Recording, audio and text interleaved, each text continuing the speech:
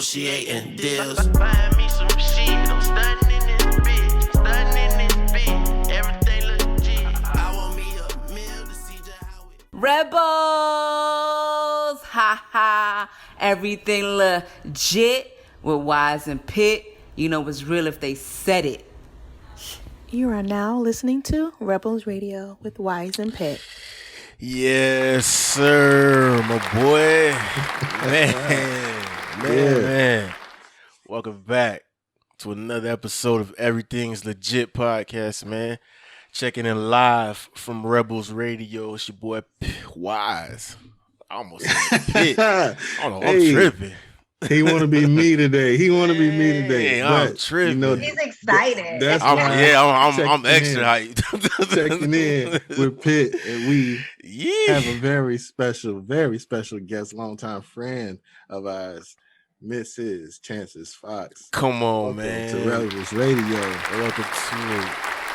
Got me nervous. I'm tripping over my own name. Goodness. Yeah. What's going I on? don't know. We're gonna find out if that's good or bad. I don't know. Shoot. Hey, man. It's so nice to have Chances with us, man. So nice. Like, I'm Pitt. so happy to be here, guys. Thank It's been a you long for time having coming. me. Yeah, we've been talking about this for a minute. We've been talking about having you join us for a while now. Ooh. Glad we got to the point. We got to this point where we finally here. We finally making it happen. It's a pleasure to be in your presence once again. It's been a minute. How you been? Man. No, it Come has. on, I've been come good. Can't complain. You know, God is good. God is great. Mhm. You know. Yeah.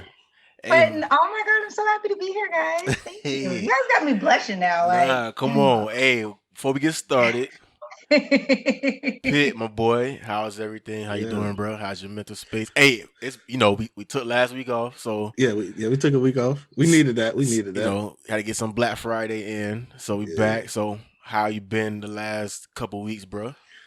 Been all right, dog. Ain't got nothing to complain about. I'm living. My family good.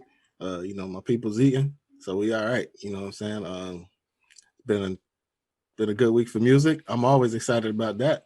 But you know, that's something we're gonna dive into in a few minutes. Yeah. How about yourself, bro? How you been? Man, listen, bro. I'm good, man. You know, I was actually a lot better until I jumped on Twitter. Opened up my Twitter. I go to, like I normally do, trending, see what's up, what's happening out here in these streets. And I see your boy name trending, Funk Flex. Oh, yo, boy. Okay. I'm like, okay, you know, last time Funk Flex was trending, he was talking out the side of his mouth about T.I. So it's like, all right, who he talking about now? What Funk Flex doing now? Surprise. So I click on his name, and it's a video of this man on a table, like a holiday turkey getting plucked. And he like getting some type of lipo body work done to himself Yeah, I seen that. on his IG live. Recorded it, taped it, Whoa. posted it. Ever Bro, I kid you not. Like this is intentional. Like he all in the video, like face, all case. Like he in there. Like, Oh my like this is God. Funk Flex. I'm getting body work done. This is what he's doing. This is 2020, and this supposed legend is getting body work done on the internet. Like it's 2020, man. You can't. that's my thoughts. That's exactly what I was thinking. It's 2020. Anything's possible. You know, he getting his model body right. You feel me? My boy trying to, you know, he trying to get that's his 2021 body. That's new Funk Flex. Bruh. Listen, with 2020, anything's possible these days, man. I don't put nothing past nobody. I'm not even surprised. I feel like clout chasing has been a part of 2020, though. Bruh.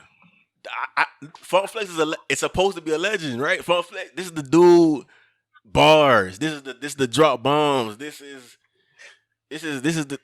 the Hey man, that's your But boy. all legends have to do something to keep recreating themselves and keep themselves relevant. Just because you're a legend, how do you stay relevant? You know? That's true. By creating That's good true. by creating good content. Listen, I didn't say it was true that he had to get body work done. Right. I he said had to it's do true that. that he had to do something to keep himself relevant. Now, we've always talked about legends, especially the legend, LL Cool J, constantly doing things to reinvent himself. Now, Look at Madonna. yeah, even then. But they've never gone this far. But I think that Funk Flex is pretty much the consequence of being a legend from the past, still trying to live in the now. Like, we don't see Madonna and LL Cool J every day. We see Funk Flex, stretching and reaching every day to just be seen. And so now he's living in this 2020 world where clout chasing is the thing. Like, that's the theme. Like, if you're not clout chasing, if you're not trying to do something to be seen on the internet, then you're not going to be seen at all. So here we have Funk Flex getting probed like a, like you said, like a, they sucking fat out of his ribs. And This guy, this man is literally stretched out on the table and is letting them go to town on him. Like, he's letting this happen. But listen, I hear what you're saying. I hear that, but it's like the conversation me and you had a couple weeks ago about just, you got to evolve. Like, you gotta know, like, all right, whatever I was doing 2 years, time moves. Time don't stop, right? So before the internet age, before everything was at the palm of our hands, right?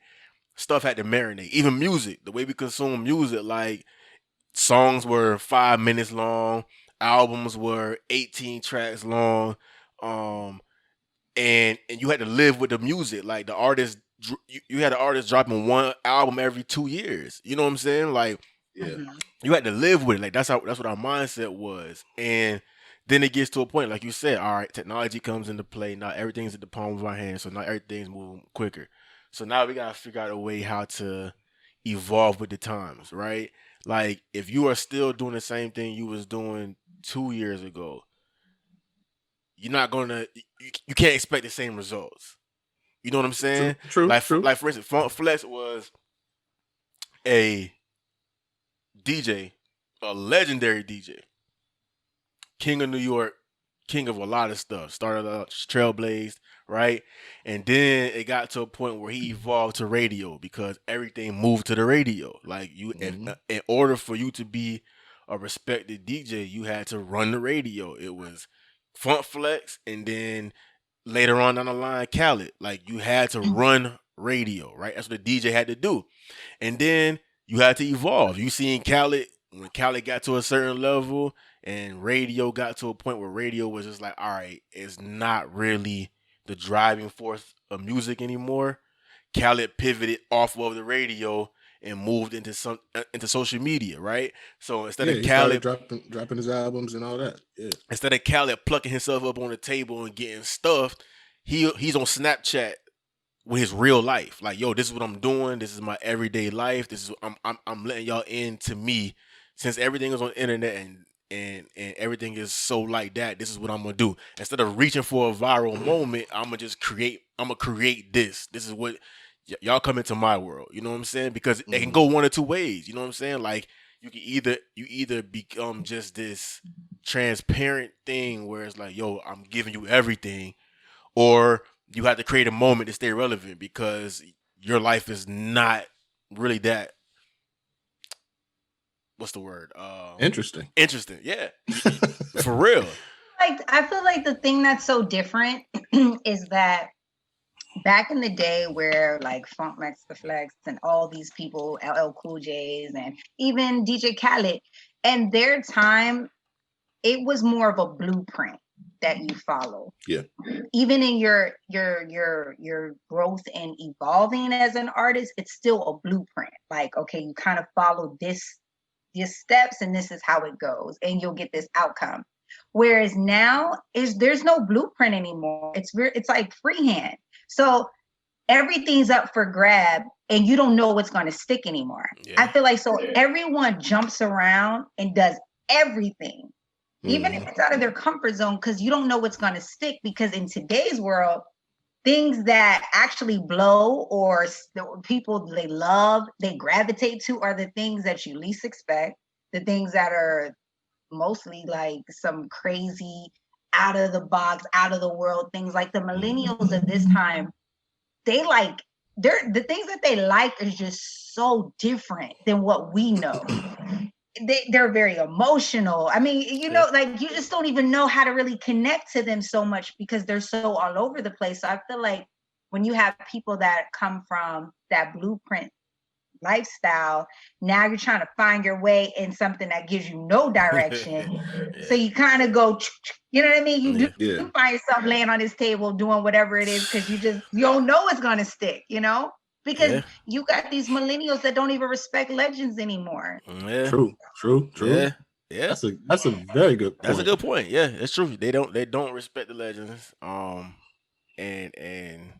But I mean, that's just like that's just weird though. Like, I mean, you reach for an audience that you already know is laughing at you. You know what I'm saying? Like, we already laughing at you, but you're gonna reach back and still try to like, nah, I'm hip, I'm here. You know what I'm saying?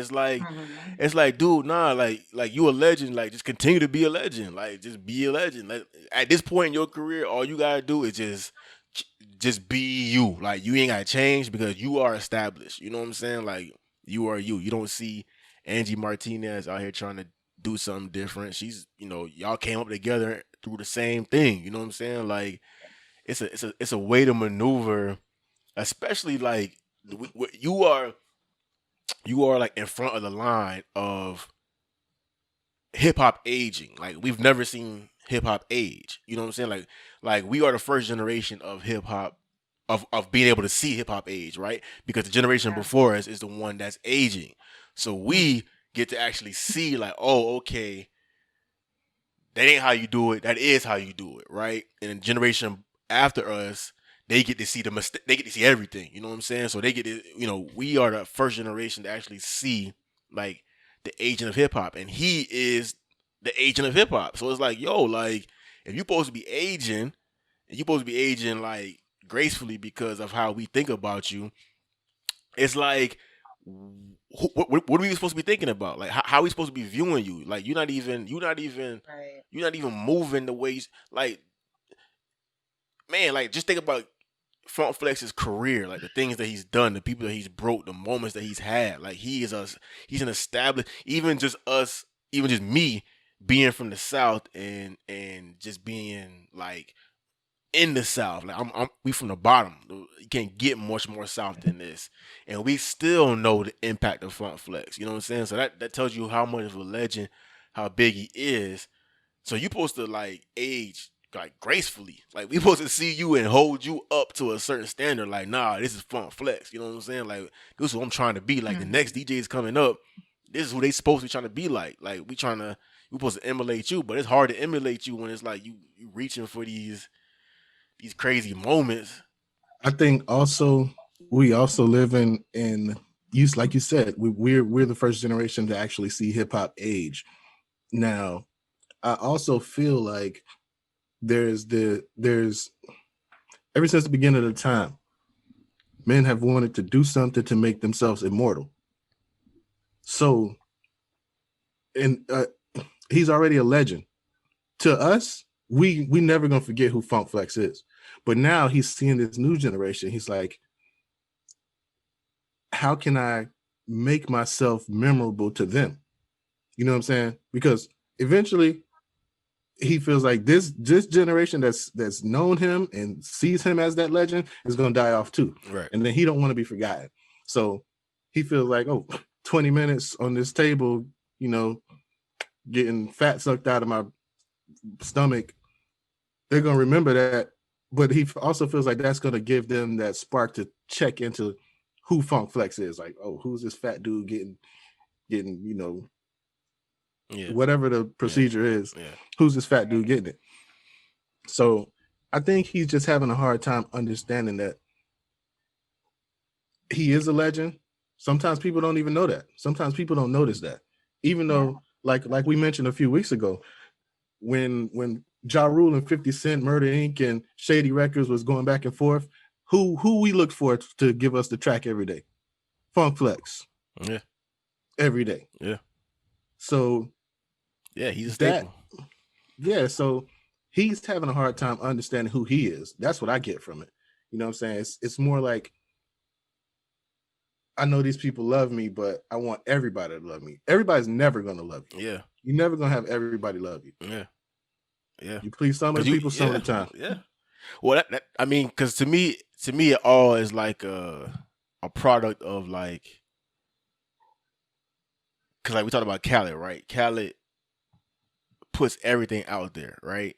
But at the same time, because he puts everything out there, it's easy to like him. So everybody likes Khaled, you know what I'm saying?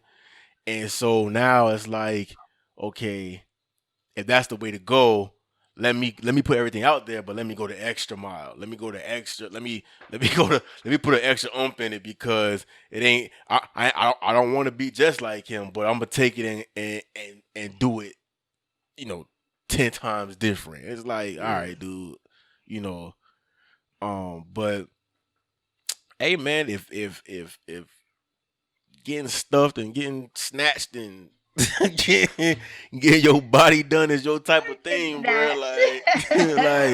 Like, hey, 2020 grown man getting snatched. Yeah. Like, if that's what you doing. 20. He trying to be a trendsetter. 2021. Everybody getting snatched. Dudes getting snatched. Shoot. Everybody gotta get rid of them quarantine bodies, man. Yeah, everybody gonna get rid of their quarantine bodies. Man. Dudes gonna be wearing waist trainers. Hey, listen. Fake abs. They gonna have the fake abs going on, and you know what I'm saying. That's 2021. That's the precursor to 2021. Get ready. I just pray 2021 is better than 2020. Good. Hey, look, if this is how we end in 2020, I don't know, boy. I thought we was gonna at least land softly, at least land a little smooth. We gonna land rough like this. We started rough. Come on, man. We started with Kobe. Like, that was like, dude, what? Like it's so crazy because like you don't even. I don't even want to say this without it sounding disrespectful, but you don't even remember Kobe was this year. Like, you know what I'm saying? Like, it feels like Kobe, so much has happened. It's just like, it's only been a year. Like 18 months. This year feel like it's been like 18, 20 months. You know what I'm saying? It's like, it's been wild, but hey, but speaking of legends. My bad. I'm sorry. One more thing. Yeah. Chance spoke about this generation being so sensitive and being so emotional. And then she just brought up Kobe passing earlier this year. I think that's one thing that kind of made a lot of males show that vulnerability, because we all feel like we grew up with Kobe. Yeah. We, you know what I'm saying? And new and old, yes. Yeah, everybody. New and old. Everybody's like, so when Kobe passes, like, I feel like that was the first time, especially in the Black community, that we saw males feel like, dang, I'm hurt. You know what I'm saying? Dudes it felt like it felt personal. Yeah, dudes don't lost their siblings and mothers, but when Kobe died, it was like, ooh. Like everybody lost something. Yeah, it's like we all took a collective gasp, like, whew. And then I feel like too on tweet heard his daughter was I was going to say, just thinking, then you hear how he died, and then it just crushed like you, a mini him on man. top of that. Yeah, It like you just lost was two like, Kobe's. Like you lost two Kobe's. Yeah, that's crazy. what it felt like. That's exactly what it felt like. It's like you all right. You could lose Kobe, but all right, at least you got something coming up to remind you of him. But Kobe, you lose both of them, like the one that's like him, like come on, don't do that. Like, and bro, like, can you imagine what a female Kobe would have done in the WNBA? Come on, man. It was already like fearing her. Like they was already respecting her. You know what I'm saying? They was already like, oh no, like like they knew what was coming. Like you knew you certain things you just can't deny, bro. It's just like. And that's just what she was. And it's just, man. Yeah, I just wanted to bring that out because that's one thing that it's been kind of replaying in my mind since then. But I just been noticing that, you know, I feel like 2020 also like I just brought up made it okay for, you know, men in the black community to be vulnerable and to feel that hurt openly. And I think that's had positive and negative influences on the way that everything's going right now. I credit a lot of that to Drake. This guy. Hear me out. Hear me out. I'm listening. I'm all in. Hear me out. Hear me out. This is not an overnight thing. Like the men showing like that vulnerability is not an overnight thing. Like that's a like something was planted and it grew to where like, okay, now it's comfortable enough to do it. Because think about this. When Drake first came out and he was on that emotional tip, he was laughed at, right? It was funny. It was like, yo, who's this corny Canadian light-skinned soft dude telling us how he feels about this girl that broke up with him over a voicemail? It's like, dude, like who? Like, nah, this is rap. This is hip hop. This is not. We don't even talk. We don't even do that. Like, nah, get that out of here. And then you look up, and 10 years later, the biggest artist in the world is the same dude you was laughing at about showing his emotion. And the reason why he's the biggest artist in the world is because he's showing his emotions. He continues to show his emotions. You know what I'm saying? It's like he connected with the women. He was able to connect with the women and knew that before anything happened. Yeah. Yeah, bro. It's like he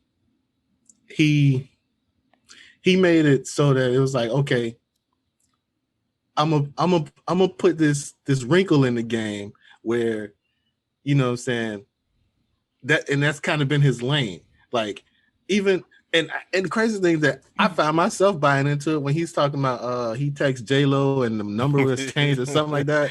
And I was like, dang, you know what I'm saying? Like, I probably feel some type of way if I text a chick that I knew had, you know what I'm saying? Like, you know what I'm saying? And then at the same time, it's like me from 10 years ago would have been like, what? You changed your number. You know what I'm saying?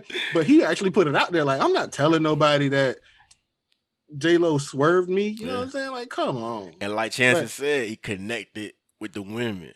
Yeah, because women like to see a vulnerable guy. No, he knew that early on. So think about that. And now, you know, just, you know, like I always say, my thing is, and I firmly believe this, hip hop is the most influential thing in the world. Hip hop elected a president. Like twice.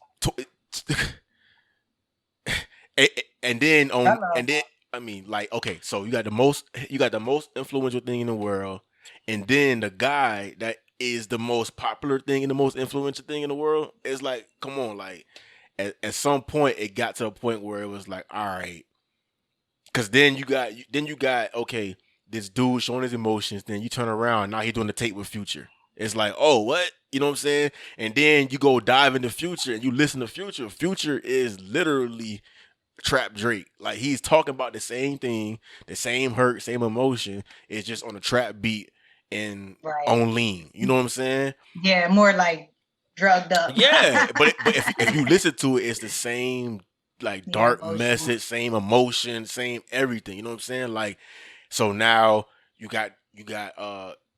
come down the line, right? And now the artists today that are coming out, it's no longer okay, I'm gonna put it in the music and then you gotta figure it out.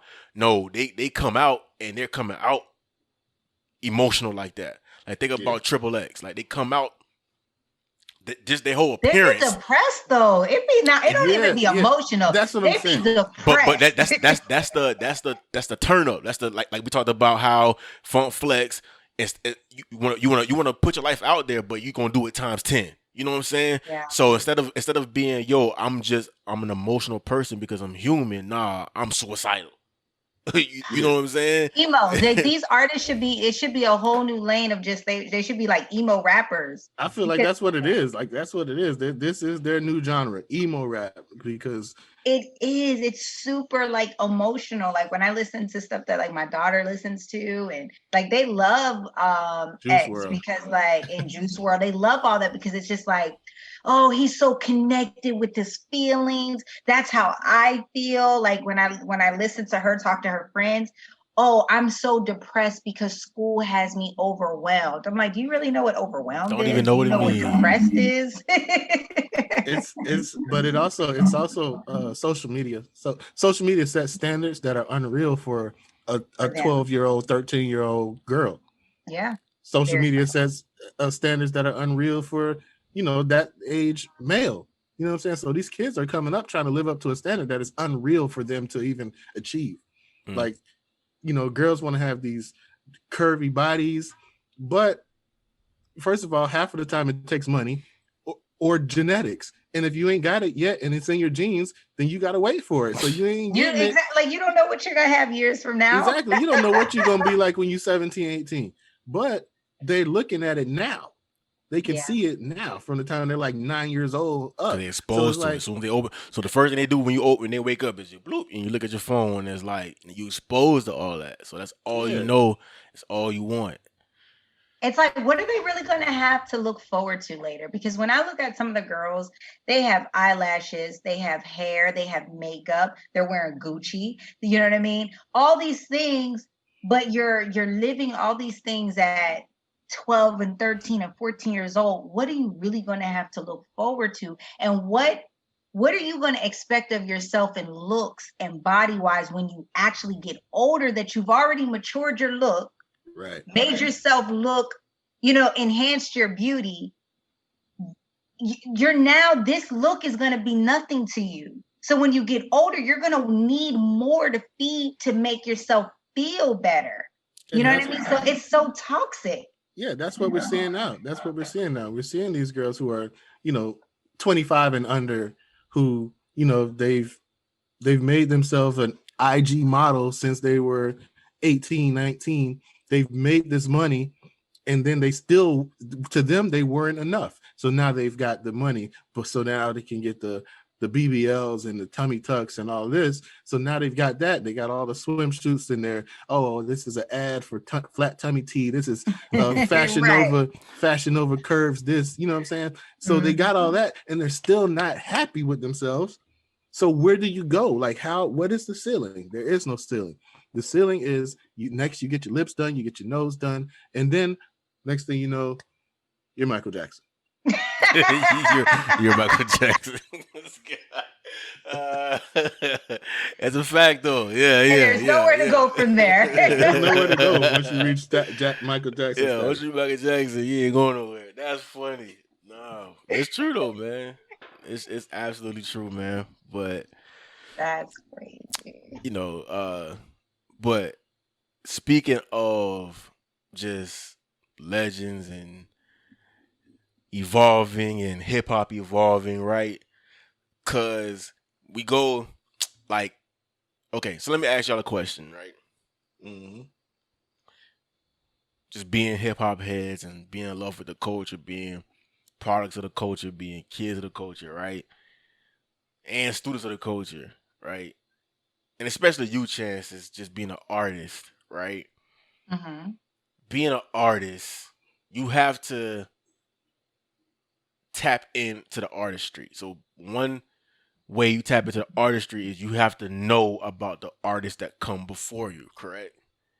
Correct. So like, for instance, you would pretty much have to know, like, okay, who came before me, the styles that influenced me, and TLC, yeah, Aaliyah, Missy Elliott, all those. Yeah, you study them because that's what made you grow to love or find that passion or love for the music, is because you idolize something or somebody, which made you study it.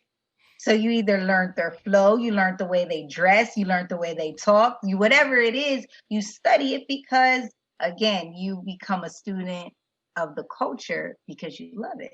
You know what I mean? So you do study it. So yeah, And, like anybody before you. and you said it, like you said it. You it's either the flow, how they dress, how they talk. It's all of that. You know, like it doesn't necessarily just have to be how they rap. You know, Right. like it could be how they carry themselves. It could be how they talk, like you said. It could be how they dress. It could be anything. So a couple weeks ago, on Ti's podcast, Expeditiously, Young Thug was on there, and they were talking to him about Andre Three Stacks, and he said that he couldn't rap two Andre Three Stacks songs. I don't even know how. How, Sway? First of all, on the He from radio, it- do they not play I'm sorry, Miss Jackson? Like He's from Atlanta. He's from Atlanta, by the way. Yeah, he was born and raised there, right? Born and I believe raised so. there. Now, before you even get to the radio, you born and raised in Atlanta. Who He's a raises? staple of Atlanta culture. I don't know. At minimum, he's a staple of Atlanta culture. Exactly. He's a he's one half of one of, if not the greatest group ever in hip hop history. So, you know, we were talking earlier before we came on mic about why we built this podcast, right? And we said one of the reasons is because we just wanted to give that viewpoint from the South, right? Mhm. And I said it because I was listening to somebody who's from the Northeast talk about this subject, and they said something along the lines of, well, you know, Young Thug is this gangster dude. He been in the trap, he been in the streets. So it could very well be that he didn't listen to Hey Ya and Sorry Miss Jackson and the Criminal. And in my mind, I'm like, hold up. Is that what you think Outkast is only about? Like, Hey Ya and Miss Jackson? And then on top of that, forget all of that. This is one of the biggest groups ever. So if you are a hip hop artist, if you are a rapper, if you are part of this genre, there is no escaping Andre Three Stacks. So how are you from Atlanta, born and raised, influenced? You clearly had some type of influence with him because you dressed in that. He's too eccentric to miss him. It's like yo, like you see the way you look. Oh nah, you were definitely influenced by Andre 3000. And so it's like there's no denying that. There's a picture floating around where he had a jacket, and on the jacket it said I want to be like Andre Badu. Like that's what he like he was paying homage to Three Stacks and Erykah Badu. So now you wearing this jacket on the red carpet, and then now you turn around and say, "Oh, I can't rap two songs about him." It's like That's your boy. to me, I don't know. I feel like maybe that was more of a publicity. I feel like it was a little publicity in there because I do feel like there's no way. That's just like us being from Miami and can't sing one Trick Daddy or Trina song. Right. or There's no even pretty way. like somebody saying like, "Oh, you don't know a Pretty Ricky song because you was in the streets." It's like, nah, listen. If you were anywhere in Miami from 2000 to 2007, you know who Pretty Ricky is. You know what I'm saying? That's just like saying, if you don't know Uncle Luke, like, hello. Just because he You don't even have didn't to make be trap into it, music, but you know Uncle Luke. he made club music, but you don't know who Uncle Luke is because you never went to a club. Nah. You walk down the street, you know who Uncle Luke is. Bruh, Exactly. I'm running with Chance's idea. I feel like Thug's whole career has been a publicity stunt. From the time he jumped in the game, he's been a publicity stunt. Now I will say that I've gained some respect for him as an artist, but his whole career has been full of these. I'm gonna say this because I know there's a shock value behind it, Yeah. and so that's just who he is. But I learned to look past that because I didn't like him for a long time for the Lil Wayne thing.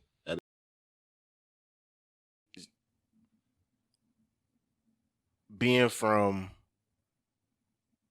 Young Thug, looking like 3 Stacks, saying he don't know who he is. I agree, it could be a publicity stunt. I also think he might be hating though. Like I think that maybe he might have tried to reach out to 3 Stacks, and we know 3 Stacks now is just like this dude who is just to himself, and he don't really want to be bothered, and just musically he's just in a whole different plane. Like to get him to do something, it took Goody Mob, you know what I'm saying, for him to do something. And even that's then, family. Exactly. And so it might have been one of those situations where he reached out to him and either he didn't get an answer or the answer he got he ain't like. And his response to that was, well, I don't know him anyways. You know what I'm saying? That's possible. And it's like, cool, but we know you do. You know what I'm saying? Like we know you know this dude, bro, because you look like him. You know what I'm saying? Like sound like him, act like him. You know what I'm saying? So it's like to us in the South, where we at, yeah, you could only fool so many of us, but bro, like we know what it is. Right. My I watched that part where he said he don't know what he couldn't name 3 songs from 3 Stacks. But I didn't continue to watch long enough to hear T.I.'s response. Did anybody know what his response was? I didn't listen to long enough to hear his response I don't either. know. Exactly. I don't think I really heard him. Exactly. So he did what he came to do. He there was a shock value and it was like, oh, he's stupid, he crazy. Okay, what is he dropping next? So that's what he did what he came to do. I think the only thing that T.I. said was something like, nah. Like when he said, I can't even name 3 or 2 songs. Yeah, I think he called him. I think he said something like, yeah, he's like, I don't believe it. Something like he might have said. Yeah, like, nah, I don't think so. Or something like that. Yeah, I think that's the only thing that I can recall him saying. But I think that he could have elaborated with that and kind of took that and went with it. But I guess he probably wanted to stay neutral. You know what I mean? Stay in that neutral like position where it's like, both of them. Probably let me not get into that like that. So yeah, true. Yeah, probably. Some other legend stuff that happened. Did you see Juvenile and Wayne get back on stage together? You talking about at Regine's birthday party? Yeah. Yeah, that was dope. Hey, first of all, the thing that I thought was the dopest about the whole Regine party situation was the recreation of the old Cash Money that was album dope. Covers. Yeah, you know she was paying homage to a lot of people. She did the Hot Boy. She did the Block is Hot. Yeah, that was dope. Like I really like that. But seeing Juvie, Wayne, and Manny on the stage together, yeah, that did it for me. Like. When it comes to like hip hop, Southern hip hop music and Southern hip hop groups, that's what I grew up on. That's, you know what I'm saying? It was either No Limit Soldiers, 504 Boys, or Cash Money Records, Hot Boys. Bro, so my first 2 I remember the first CD that I ever bought with my own money was a Silk the Shocker CD. He bought Silk the Shocker. No, but listen. It was a reason why. What made you choose that? Because it wasn't like I took the album. It was one of those. Yeah, I know what you mean. It was one of those singles. It was the Silk the Shocker and Maya song, and that was my favorite song at the time. I remember that song. Yeah, that song was classic. That's a classic. Matter of fact, I didn't have it. My brother had it. He had the cassette. Yeah. Where, saying you got the regular radio single, you got the unedited single, then you got like all and a bonus track at the bottom. Yeah.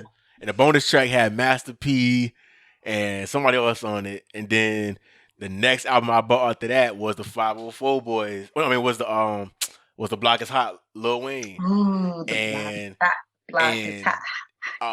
that was it. Like that was so to see Wayne and Juvenile, bro. Like it's like the South has just been on this run. Man, like, that No Ceilings 3.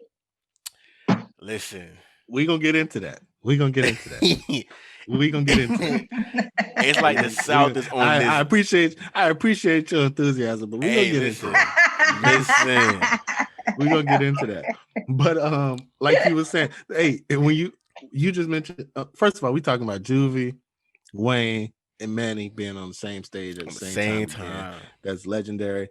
One thing for sure is that Manny and Lil Wayne have never stopped working. You know what I'm saying? I heard they got a lot in the works going on. We all know how Juvie been. Juvie's very transparent. You know what I'm saying? He's been in and out of the thing with the Cash Money clique. He stays connected though. You know what I'm saying? He ain't never, even though straight away. Yeah, he never strayed away. But even though back in the day he made diss tracks, this is one thing we talked about a few weeks ago. Like when it comes to those people, those type of groups, those type of people who have that bond, if you outside, you stay outside. Like you do not chime in on any issues that are going on in those circles. You know what I'm saying?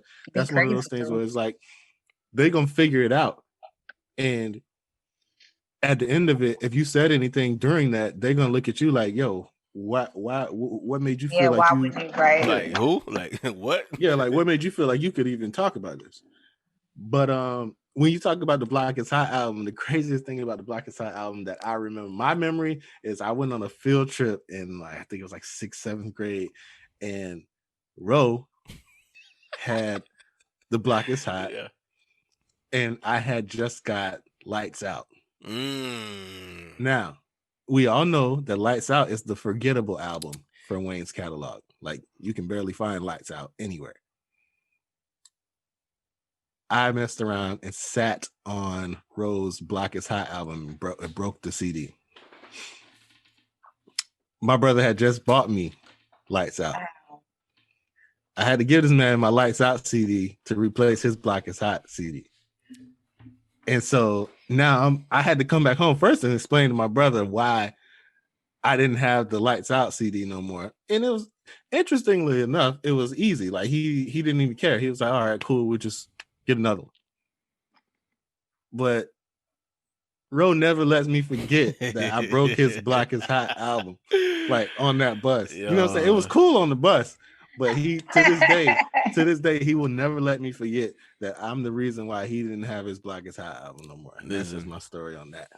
Oh man. Listen, if you from the South and you don't have a story that involves Cash Money, Hot Boys, like then you just wasn't outside. Like you was just sheltered. You know what I'm saying? Like He said you was sheltered. Man, listen, that was on 90, like not what is the radio? Like everyone listened to the radio. No, there's no way you didn't know about them. Yeah, it's true, man. Remember BET, man, 106 and Park? Hey, we was talking about that a couple weeks ago too. Chances, I need your opinion on this. I need to know how on earth. Let's take it to like where we are now. Where we are now, 2020. Okay. How on earth did they get us to run home from school every day to watch the same videos every day? Every day we watch the same videos, just in different orders. Yeah. For years. Honestly, I think we look forward to Free and AJ. First of all, their chemistry was amazing. They always were like, I mean, they just flowed together. They just made everything look just so fun on stage. Yeah. Like I always wanted to sit in the audience. I was like, I want to go there. Like it just looked like it was fun. That's crazy. And then on top of that, you knew one of your favorite artists was going to be there. Yeah. You knew somebody you like pop up. was coming on. For me, I was always looking at what they were wearing because it's like, okay, so what's the hottest thing that like what is everybody wearing? How do I need to have my hair? Like all those kind of things. That's the things I look forward to. regardless. I, I know think I I'm think the I same think I'm with you. countdown. Especially with you. Mr. 106 and Park Bow Wow. Oh boy. Oh boy. Hey, but I'm with you on the. We knew one of our favorite artists was going to be there because there was like in the and 106 and Park took me through a few phases in my young teenage years. It took me through the stage where we had the Cash Money phase, so it was always dope if you saw and every time Cash Money would show up on 106 Park, we knew somebody was gonna be missing. Either Turk was gonna be missing or BG was gonna be missing, yep. and we just watched it to see who was gonna be missing. That all died when Baby Kiss Wayne, and I was like, whoa, am I showing up to see this? Whoa, that was epic though. That was epic. That's a moment that will never be like, you can't unsee that, you know what I'm saying? And so then I had a phase where it was viral before viral was a thing. Exactly. That's crazy, right? Yeah. Right. That is crazy. I also had a phase where I was looking at I always, for some reason, when Nelly and the Saint Lunatics came out, I thought I was a Saint Lunatic. Like, I was just telling somebody the other day. I was like, I was just telling somebody the other day that the Saint Lunatics is one of the underrated groups. No, I was telling them that Free City album is one of the best group albums. Like it was definitely. Yeah. I like that. Yeah. Them boys are spitting. Yeah. I got that album from the corner store actually, dog. Yeah, that Free City. Yeah. I bought it from the corner store and I came home and I played it. I played it entirely too much. Like that Free City. I played it to the point where I knew every song from beginning to end. And think about that. Nelly you couldn't tell me I wasn't Murphy Lee. Yeah. Yeah. He was Murphy Lee. You couldn't tell me I wasn't Murphy Lee. Think about how legendary Nelly was. He took a group of dudes from St. Louis, Missouri, and put them on the map. He had that look though. He had the look. He really had the look to just draw people in. That just his swag about it. I feel like he was the only one to do that out of the crew. He was going to be the only one. How many artists do we know from that region, from that area? It's just him. What was the one guy that had that one hit? Chingy. There was one other guy other than Chingy. Talking about Jaquan? Oh yes. Everybody in the club. Yeah. That guy. Yeah, he was dope for a little minute. That's about it. Yeah. Unless there were some other people, I don't know. Bro, when Country Grammar came out, I don't know why I liked it so much, but my brother and sister used to look at me like, "What?"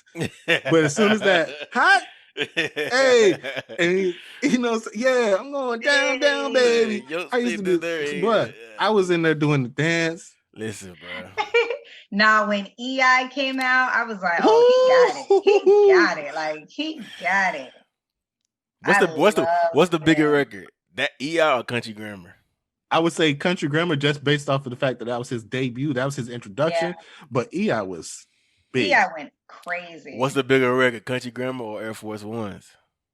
Country Grammar, dog. It got to be Country Grammar. Definitely Country Grammar, but Air Force One, that really that made people buy a lot. We still buy Air Force Ones because of that. Okay, honestly. What's the bigger record, Air Force Ones or Grills? Air Force Ones. Air Force Ones, yeah. Think about how much Nelly been a part of. Nelly made us go Dilemma. Air Force. No, Nelly made us go buy Air Force Ones. Nelly made us go put a grill in. Nelly made us go buy apple bottom jeans. He made you put a Band-Aid under your eye. A Band-Aid on your face for nothing. There's no scratch, nothing, no harm done. But you got those sweatbands, the sweatbands on your arms, headbands, the double headbands, like the two how he would have them, and the jerseys, the jerseys, the backwards jerseys. Nelly made us do a lot of stuff, bro. Like the whole hot in here, drop down and get your eagle on, girl. Drop down and get your eagle on, girl. Hey, come on, man. Then he crossed over and did country music, knocked that out of the park. Had a huge hit in country. He did amazing. Yeah, he had the run he went on. He did it. Listen, he did it. He made inner city kids like country music. Yeah. Yeah. Before what buddy that's recent. Little yeah. Lil Nas X. Lil Nas Yeah, X, yeah. yes, him. Like Nelly was that one to really bring it where it was like, oh, he made it okay. Yeah. Yeah. He made it like, oh, this can That's a fact. collab. That's a Bruh, fact. bro, y'all got me. Y'all got my mind going now. Because now in my head, all I keep hearing is, if you want to go and take a ride with me, hey, Listen, must be the bruh. money. He Hey, had, yeah, he was killing it. Nelly dog. has He was nothing killing it. Nelly has nothing but hits like that where as soon as the beat drop, like you know, Mhm. all right, You know that's it. Nelly. Like it's only certain artists that had that. It's only certain artists that when the beat drop, like you know, boom, dang, that's like Every song he dropped, it did something. he just had Oh, that. yeah. He had that thing. He had that it. He had that. Like you said, he had the charisma. He had the energy, the voice. Mhm. He was different. You know what I'm saying? Yep. So and even with Yeah, him, he's he one kept. of the few to have a diamond album to go diamond. Come on, Mhm. man. That's Yeah, dope. Nelly did his thing. I think that they made the right choice by putting him as the the lead. Yeah, yeah, they did. Speaking of Nelly and 10 times diamond, Grammy Award winning hip hop artist. Yeah. First of all, okay, back when Nelly was winning Grammys, it meant something different. But how do you chances being an artist? How do you feel about Grammys? I feel like there are no accolades in music anymore. The highest achievement is more so just more with streams. I feel like streaming and like different things with your fans. I feel like or would be like the highest accolade for me as an artist, I would think, because the Grammys really, I feel like they don't connect 100% with the culture entirely. They do have to be well-rounded and versatile because it's not just hip hop, Right. it's obviously country, Right. pop, and everything. I Music. think they try to make the category so broad that it's not fair to all artists, because music has grown in different areas now. Again, like we were saying, like you need to even add emo rapping because that's kind of what it is. Even Justin Timberlake. Justin Bieber. To him, it was more of an R&B album than it was pop. You know, I feel like the lines are so mixed up. I feel like they just really need to reconnect and understand that music has really diversified from where it used to be. It's not just R&B, it's not just rap, it's just, you know what I mean? It's not just pop anymore. So if you leave it in those broad terms, then yeah, you're going to get what you get because, you know what I mean? Technically, some of those people are falling under those categories, which leaves a lot of other people neglected. I think that has a lot to do with. I think that has a lot to do with who makes the decisions with that too. Because For if sure. If we think about who, for lack of a better word, runs hip hop, right? Mhm. Older white men, right? Because they're the head of the labels. You know what I'm saying? And they're not really tapped into what's going on in the culture.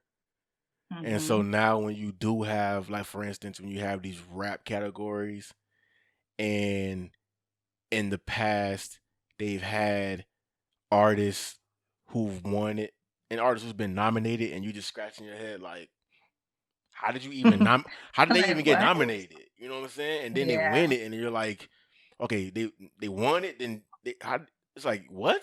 Right? And Some people then you never even heard of. yeah. And then it's like, okay, we they've done that for years. And then this year, like for instance, you think about just the rap hip hop category, the ones that they nominated, okay, They nominated Royce the 5'9", right? So that Mhm. was an attempt to make it seem like, oh, we know what's going on that's not mainstream. But Yeah. then you forget Lil Baby, who is probably the biggest artist in rap right now. You know what I'm saying? So then it's like it's almost like a slap in the face. It's like, okay, you already for years never got this category right. So then hmm to like try to make us feel better about ourselves, you throw an artist on there who ain't mainstream to make it seem like you know what's going on. And then you put him on there, but then you don't add the artist who universally everybody kind of knows is the best artist in rap right now. How does that make any sense? Yeah. You know what I I'm saying? think they just don't want to be controversial either. Like I think they try to stay away from things where people that try to have certain content about things. And I do feel like with Little Baby, with the bigger picture, um, it shed light to him placing himself, picking a side. You know what I mean? Choosing which you're allowed to do, I but didn't think some, about that. huh? I didn't think about that. I feel like the Grammys really tries to stay away from stuff like that. And artists, when you pick a side, sometimes it's okay because it is your side and it's your opinion. But the way that the music industry has always been, if you stay neutral, you're safe. When you start picking sides, you're limiting to yourself because now you're only going, you know what I mean? People don't like controversy. Like how, like in school, you're not supposed to talk about religion. You're not supposed to talk about politics because once you start picking sides, now people have opinions and some people don't want to, you know what I mean, be a part of those things. So if you kind of stay in that like gray, like that little gray area, now it's kind of where people just can't judge you, kind of, you know. I feel like, and that's kind of what the Grammy seems to have always done, pretty much staying neutral to things. Um, to me that sounds good, but we living in a different time right now. Like we living in a time where those things matter. Picking a side matters. Yeah, it does. It's important to stand on something. It's important to believe in something. And so I personally feel like if the Grammys can't get with that, then we need to do exactly what, you know, the Jay-Z's and the Nas's and those have been saying to do, and just Boycott the Do our Grammys. own thing. do our own thing. Forget the Grammys. Now the Until only we issue, do that, but the only issue with us doing our own thing is that we've already made it so that these newer artists, these Meg the Stallions and the Babies, and you know, just these newer artists, they, to them the Grammys is still the highest form of accolade as a musician. yeah. But we also have way, and I've been thinking about this since a couple of days ago, early this week, we had the BET Soul Train Awards, hmm and it was dope. It was dope, and it was a predominantly African American, female driven celebration. They actually called 2020 the year of the Black female, which I don't know how prestigious that could be since the year 2020 has been, but I understood the strength that the Black female has provided this year. You know what I'm saying? Even when like we spoke about earlier, when the males were breaking down, the Black females were still strong. So I understood it, but it probably could have been detailed a little better. But anyways, I feel like we have these BET Awards, but I feel like we have too many forms of the BET Awards. We have the BET Awards, we have the BET Hip Hop Awards, we have the BET Soul Train Awards, and I just feel like if there was a way for us to and I think that depreciates the value of a BET award. But we can also elevate the prestige of that award by first of all, by not giving so much attention to the Grammys, but making it more about you know, just like we mentioned a few weeks ago on another episode, first thing they say is Grammy Award nominated such and such artist, you know what I'm saying?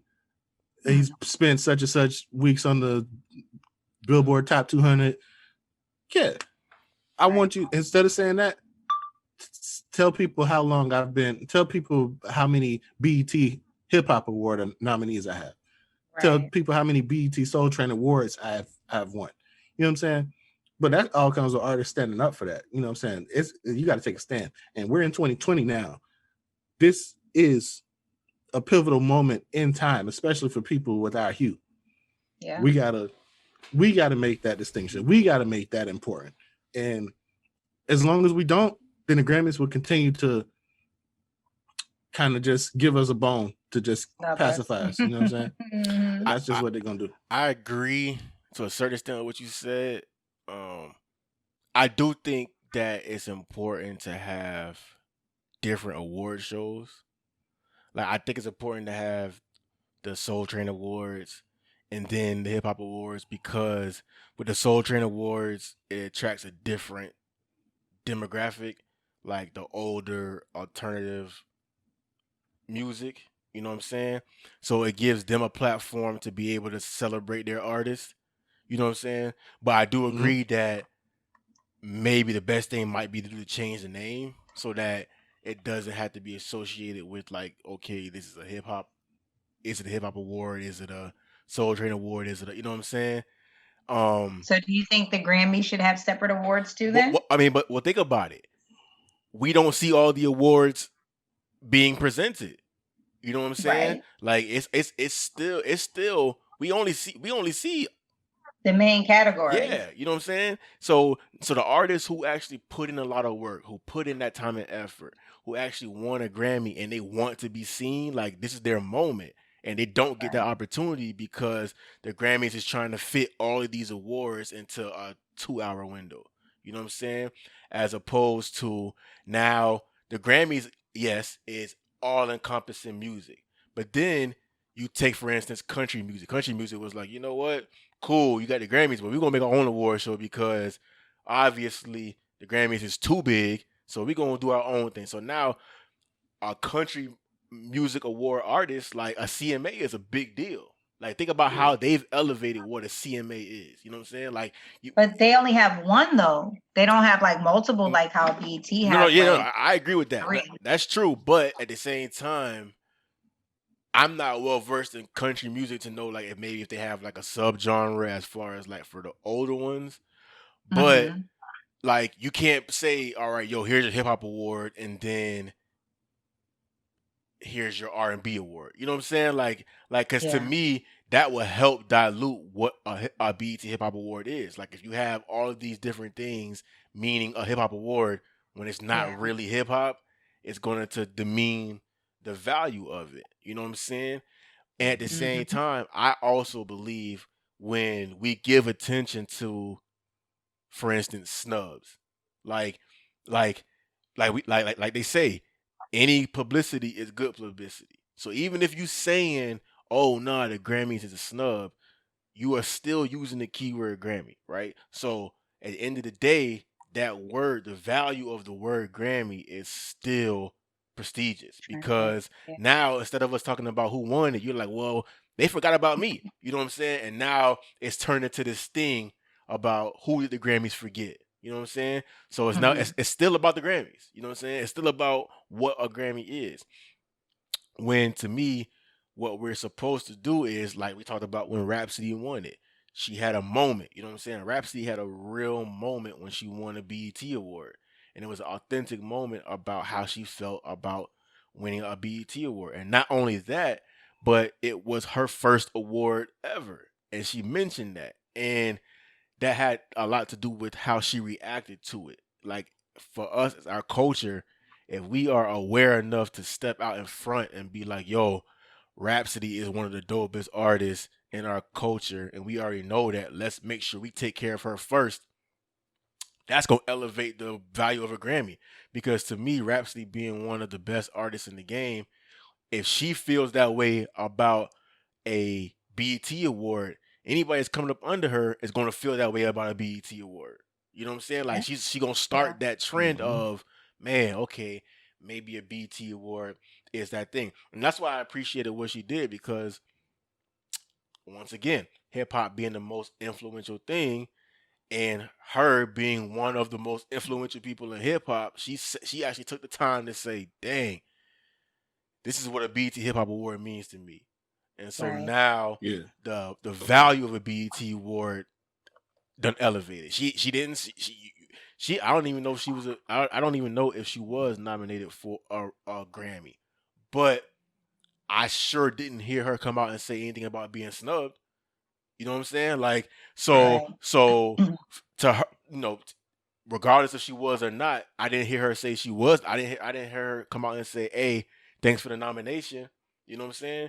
But when she won that BET award, I did hear her say, "Yo, like, this is a big deal to me. It's my first award. It's from my people. I appreciate it." Boom. You've already set the standard. Like, this is what I feel about a BET award.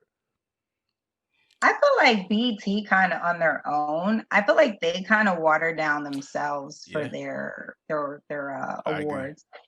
I feel like, I mean, they put more emphasis on the BET awards, and they would have more A-list artists and celebrities and whatever there, versus the hip hop awards. They normally do it at like in Atlanta or Miami. You know what I mean? They don't never put that same emphasis behind the hip hop award. And then you have more artists that you have more people that are like up and coming, or just kind of got in there. You know what I mean? Like got their foot in the door. They don't have the same emphasis as the BET awards with the hip hop awards. And I think it's them themselves that do it.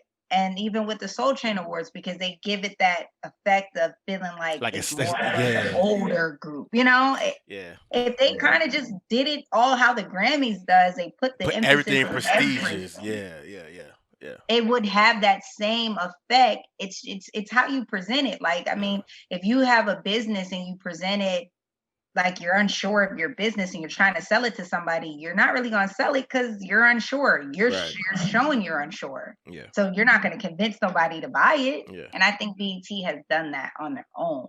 Yeah. Yeah, I agree. Yeah, that's true. Yeah. Yeah. But listen, we gotta, like they say about, having our own, It's already weird. I don't want to get too deep, but just BET not even being ran by black people anymore, and it's and we still just kind of like, yo, BET award. It's like, dang, we kind of just eating our own stuff. But they probably sabotaging us anyway. Like probably, you know what I mean? You're probably right. They probably like, listen, we ain't gonna put no emphasis on this. We're gonna keep shining on the Billboard Awards, the American what is it? The American Music Awards. American Music Awards. But think about it. That's a true statement what you're saying, because if you think about when the Billboard Awards are getting ready to start, or when the American Music Awards, it's like a huge production. Now they're all ran by the same company. So now when you think about when a BET award comes up, it's kind of like, oh, it's only on that channel. You know what I'm saying? Like, you only gonna see it over there. But a Billboard award, you're gonna see it on TNT, you're gonna see it they're gonna promote even the MTV awards, they play it on, because all the stations that are under that same umbrella, they play it all on there. MTV awards be on BET, but the BET awards don't be on MTV. You know what I'm saying? Hello. Self-sabotage. Hey, message. Hey. And we eat it up, man. Just like so that means our people, we need to come up with our own thing, and we really just need to do our own thing, honestly, because at the end of the day, are they really going to really recognize us the way that we should be? No. Like the facts are first of all, we live in America, and the facts are the same from the beginning of the establishment of America. They don't care about us. We don't mean much to them. We make them money, just like we made them a country. Right now, we make them a lot of money. And that's just what Think it they're gonna is. praise us higher than their own? Yeah. Like It's we true. got Blake Shelton, a country artist, winning American Music Awards, Country Music Awards, Grammys. You know what I'm saying? He all over the place. And you And know then how and they further keep you down is they tell you, because like you think about it, right? About trying to start your own award show or your own award and giving it that prestige. A Grammy's been around for over 100 years, right? So that's Yeah. ingrained in your mind. And then they tell you, hey, well, it's hard or almost impossible to start your own thing because these things have been around so long, right? And then you turn around, you look at something like Tesla that just popped up on the scene 10 years ago and it's already, you know, a household name. You know what I'm saying? Mhm. Or Elon Musk, who just popped up on the man just sent people to space. He just built a spaceship in less than 10 years. You know what I'm saying? So their mindset never lets them say, hey, it can't be done. You know what I'm saying? So Right. if we get to that point where it's like, hey, let's just do it, let's just get there, let's just make it happen, it can happen Mhm. because once again, hip hop is the most influential thing in the world. So we are hip hop, we just gotta own it. You know what I'm saying?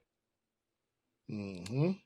They feed off of our culture, our everything. And the sad part sometimes, it's like, I wonder, do our community really understand and realize how strong we are and how important we are to society and to everyday being? Because I mean, down to our food, our clothes, our hair, our skin products, our makeup, you know, everything is around and based off of things that we created, we were doing, we've done. You know what I mean? And I think that I just don't think our own people even understand that, how strong the magnitude of just the power that we really have. Yeah, it's true. Absolutely true. So Dave Chappelle has flexed his muscle and As he should. yeah, because again, he's a legend and he's moving how legends are supposed to move. Um, Instead of trying to create a viral moment and doing something crazy, he just went on his platform, told people what was going on, asked people to join his movement, and Netflix, understanding the power of Dave Chappelle, understanding the influence of Dave Chappelle, understanding that because Dave Chappelle is who he is, you need to keep him happy Mhm. because that's what's keeping your lights on. They did the right thing, and Yeah. and his request of removing his shows from Netflix, they were like, "Sure, yep, we got you," you know. And that probably set them up for the next 10 years of whatever he creating. Like, all right, here y'all go. For You know what I'm sure. saying? The long game. Yeah. So Yeah. you know they played that right, but that's just again Dave Chappelle, a legend, moving how a legend's supposed to move. Like, Right. I think for me, I feel like that just won me knowing this, what, 14, 6, what is this that we pay every month for this Netflix?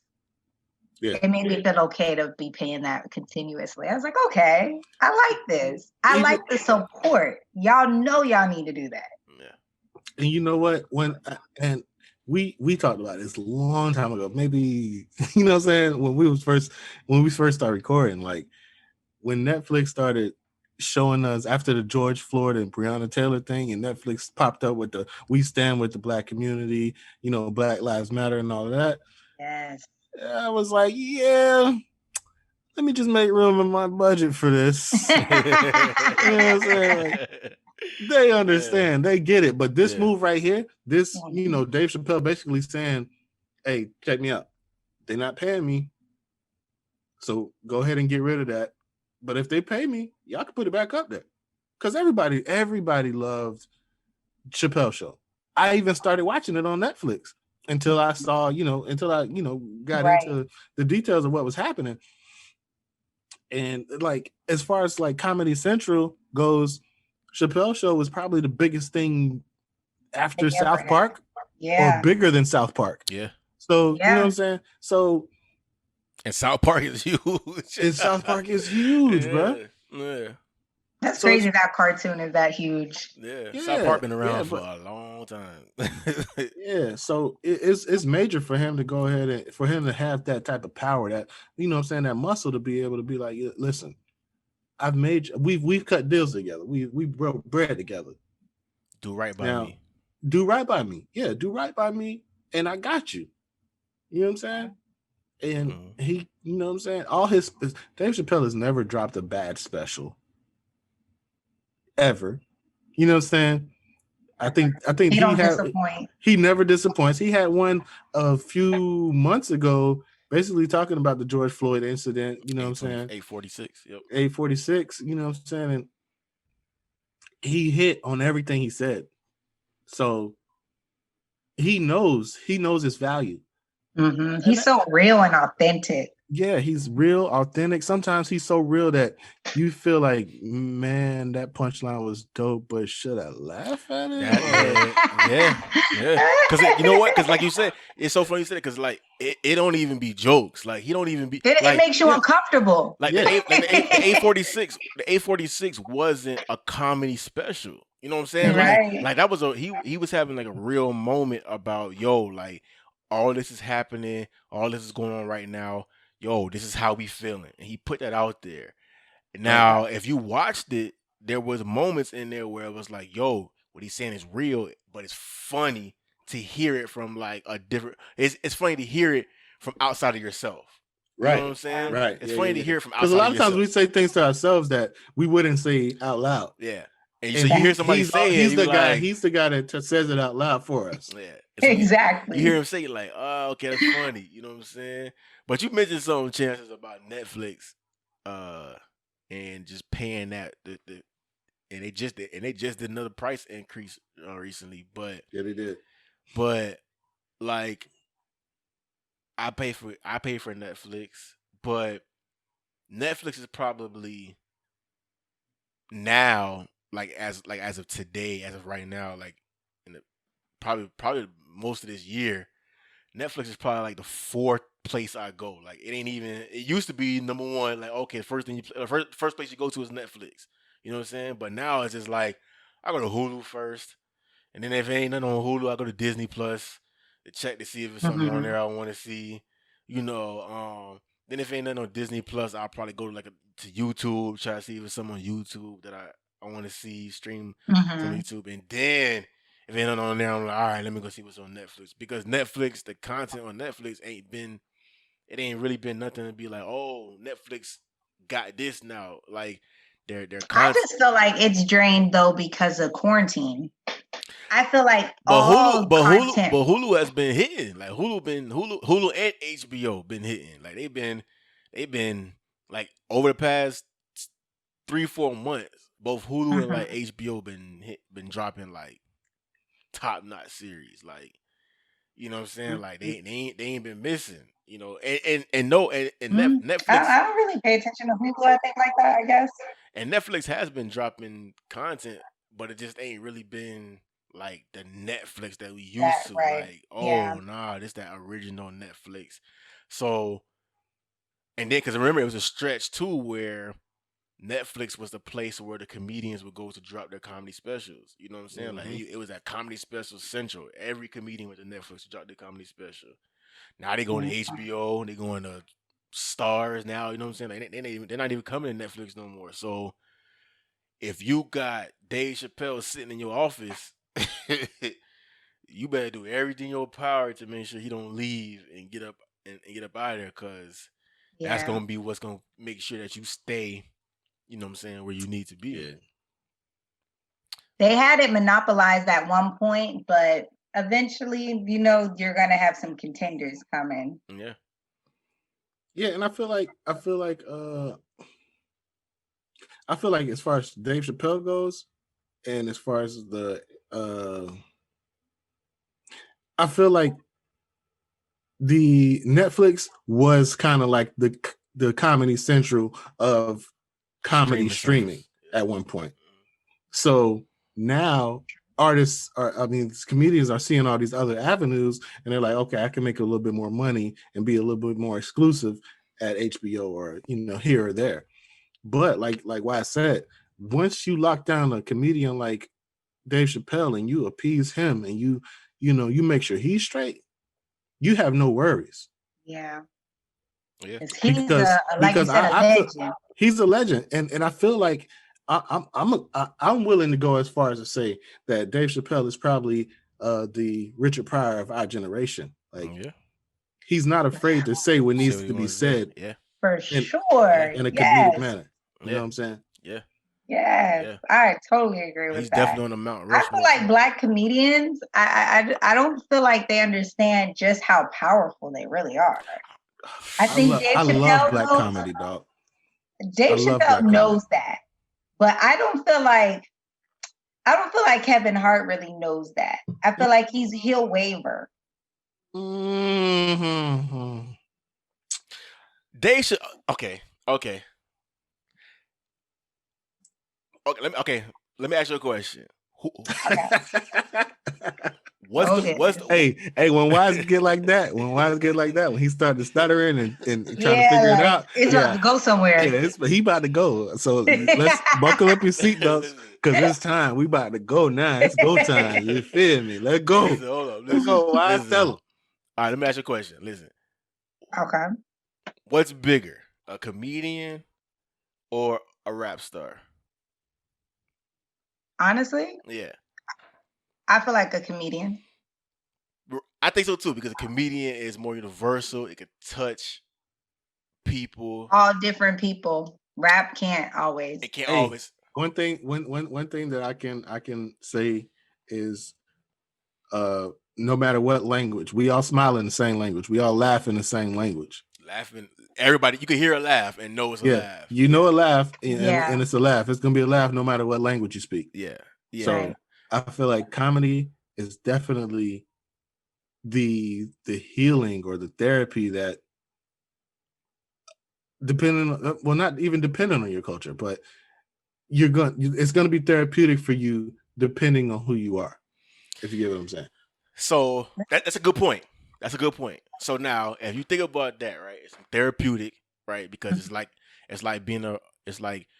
musicians and comedians have a lot in common because a musician's therapy is I'm gonna go in the booth and do this, right?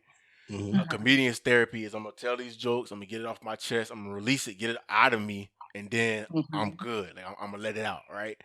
So you say they have an influence. So Dave Chappelle, understanding his influence, boom, I'm gonna drop 846 because I know my people, the people who look up to me, the people who I am a part of, this is what they're feeling right now. So I'm reading what's going on. I know everybody's kind of like, okay, yo, I'm gonna give them what they need, right?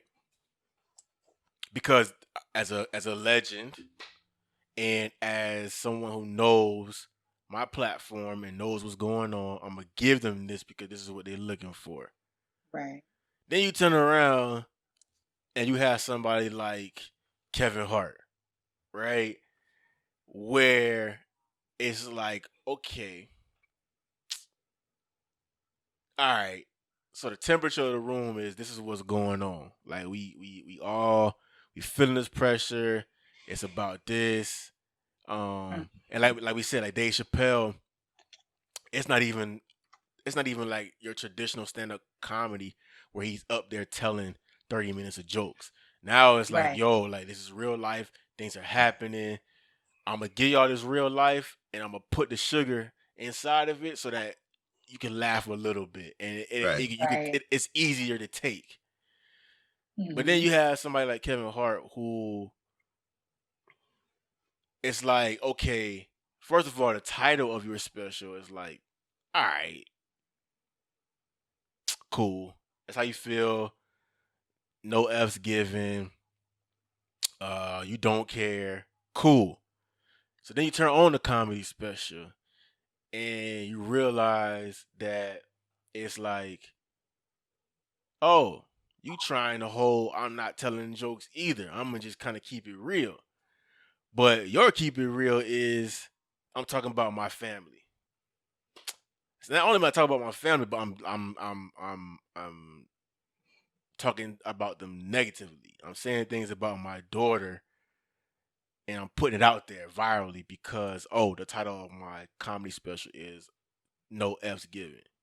Mm-hmm. Now I'm saying stuff about my mom, about my wife, about whoever that I wouldn't normally say about my black family, but because of my title, it's giving me leeway to say whatever. So then it's like, okay, so you're not reading the room, you're not reading what's going on. You kind of doing your own thing. Cool. It's your platform. You can do what you want to do. Right. We talked about Tory Lanez, right? One of the things with Tory Lanez that Stefan always brings up is the album is good. It's good music, right? So no matter what side of the the Tory Meg thing is, Tory could be dead wrong, but you could sit back for 30 seconds and listen to the music because you're like, man, it's kind of good. Like, or when you by yourself and nobody's really around and you like in the car by yourself and you ain't really trying to put it on Instagram, you want nobody to really know. I'm gonna jam this Tory Lanez. My window is up, but I'm jamming this thing. You know what I'm saying? You turn on Kevin. I'm jamming it. Yeah, Good music is good music. Good music. F that. It's just good music, right? Like, okay, it's certain things that you can put away because you're like, you know what, this is good music. Right. Cool. Kevin Hart, you're not reading the room. You ain't using your platform for that. You kind of just doing your thing. But dang, it ain't even funny. You know what I'm saying? Like, at least make it funny. So, okay, you know what? Dave got the serious side, and he's giving it to us the real life. So at least let us come to you and laugh. You know what I'm saying? Right. If you're going to talk negatively about your family, if you're going to talk negatively about whatever, if you're not going to care, if it's no F's, no holes bar, make me laugh. You know what I'm saying? Make sure that when I leave up out of there, I'm like, yo, my stomach is hurting, I'm in stitches, I'm whatever. You know what I'm saying? I feel like people have always been divided on him, though, like from beginning. I feel like a lot of people just don't feel like he's ever been funny. Whereas a lot of people always felt like he was funny. I feel like Kevin has always been, it's either you like him or you don't. I think he was funny early on, but I think that when you get to a point where, like we said earlier, you still doing the same thing you was doing 2 years ago, it's like you still telling the same jokes, your same uncle, it's like you telling you saying the same thing you was saying 2 specials ago. And it's like, okay, even 2 specials ago, it was like, it was like okay funny, but you're gonna keep saying the same thing. Now it's really not funny.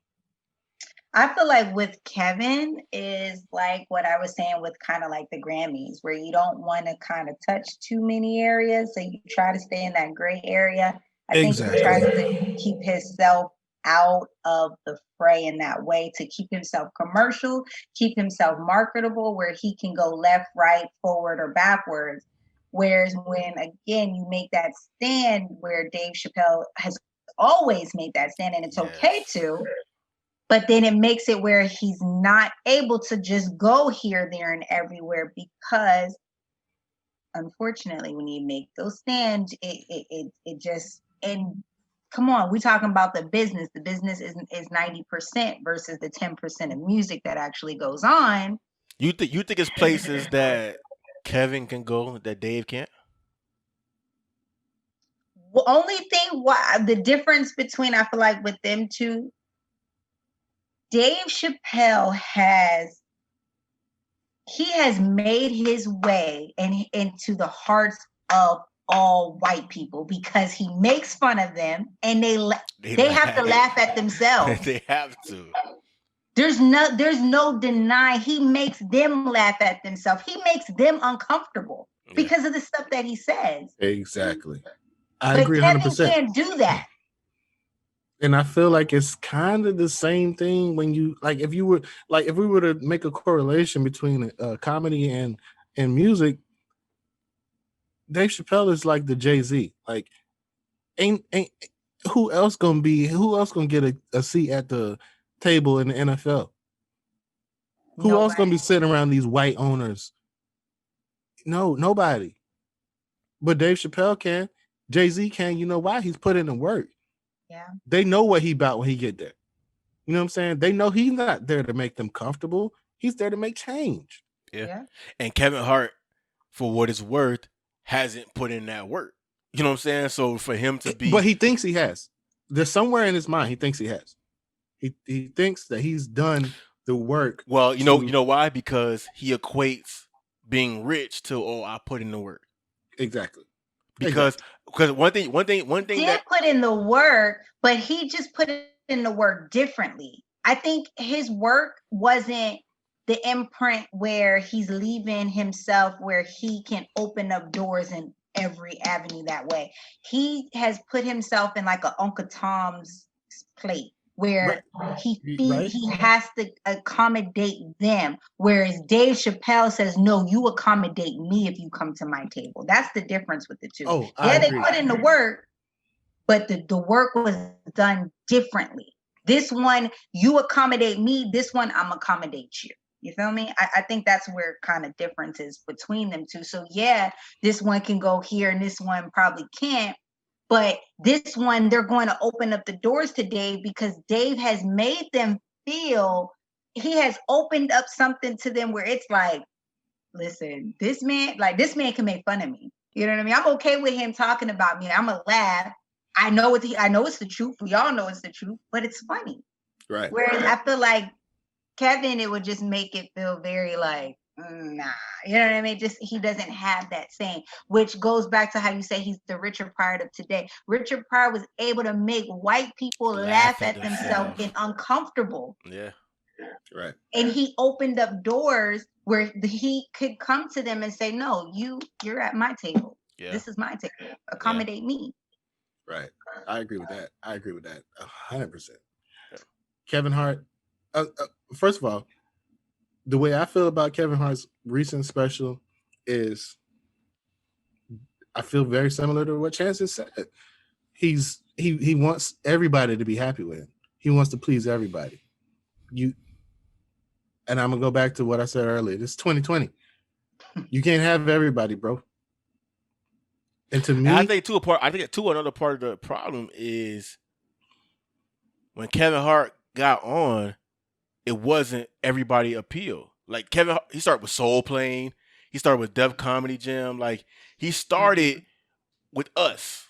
You know what I'm saying? Like we made sure that Kevin kept growing and kept, you know what I'm saying? Like kept getting to the point where now he's where he is. So when you get to that point, it's like, okay, you can't forget where you came from. Dave Chappelle didn't. You know what I'm saying? Like he's Dave Chappelle. You know what I'm saying? Mm-hmm. So when you are Kevin Hart and you know, like, yo, this is who made me. This is where I'm at. Like, you gotta always be aware of that, because if that base, that foundation, if we decide, yo, Kevin Hart ain't funny no more, and we ain't supporting, guess what's gonna happen? Guess what the white people gonna do? Kick him right back to us.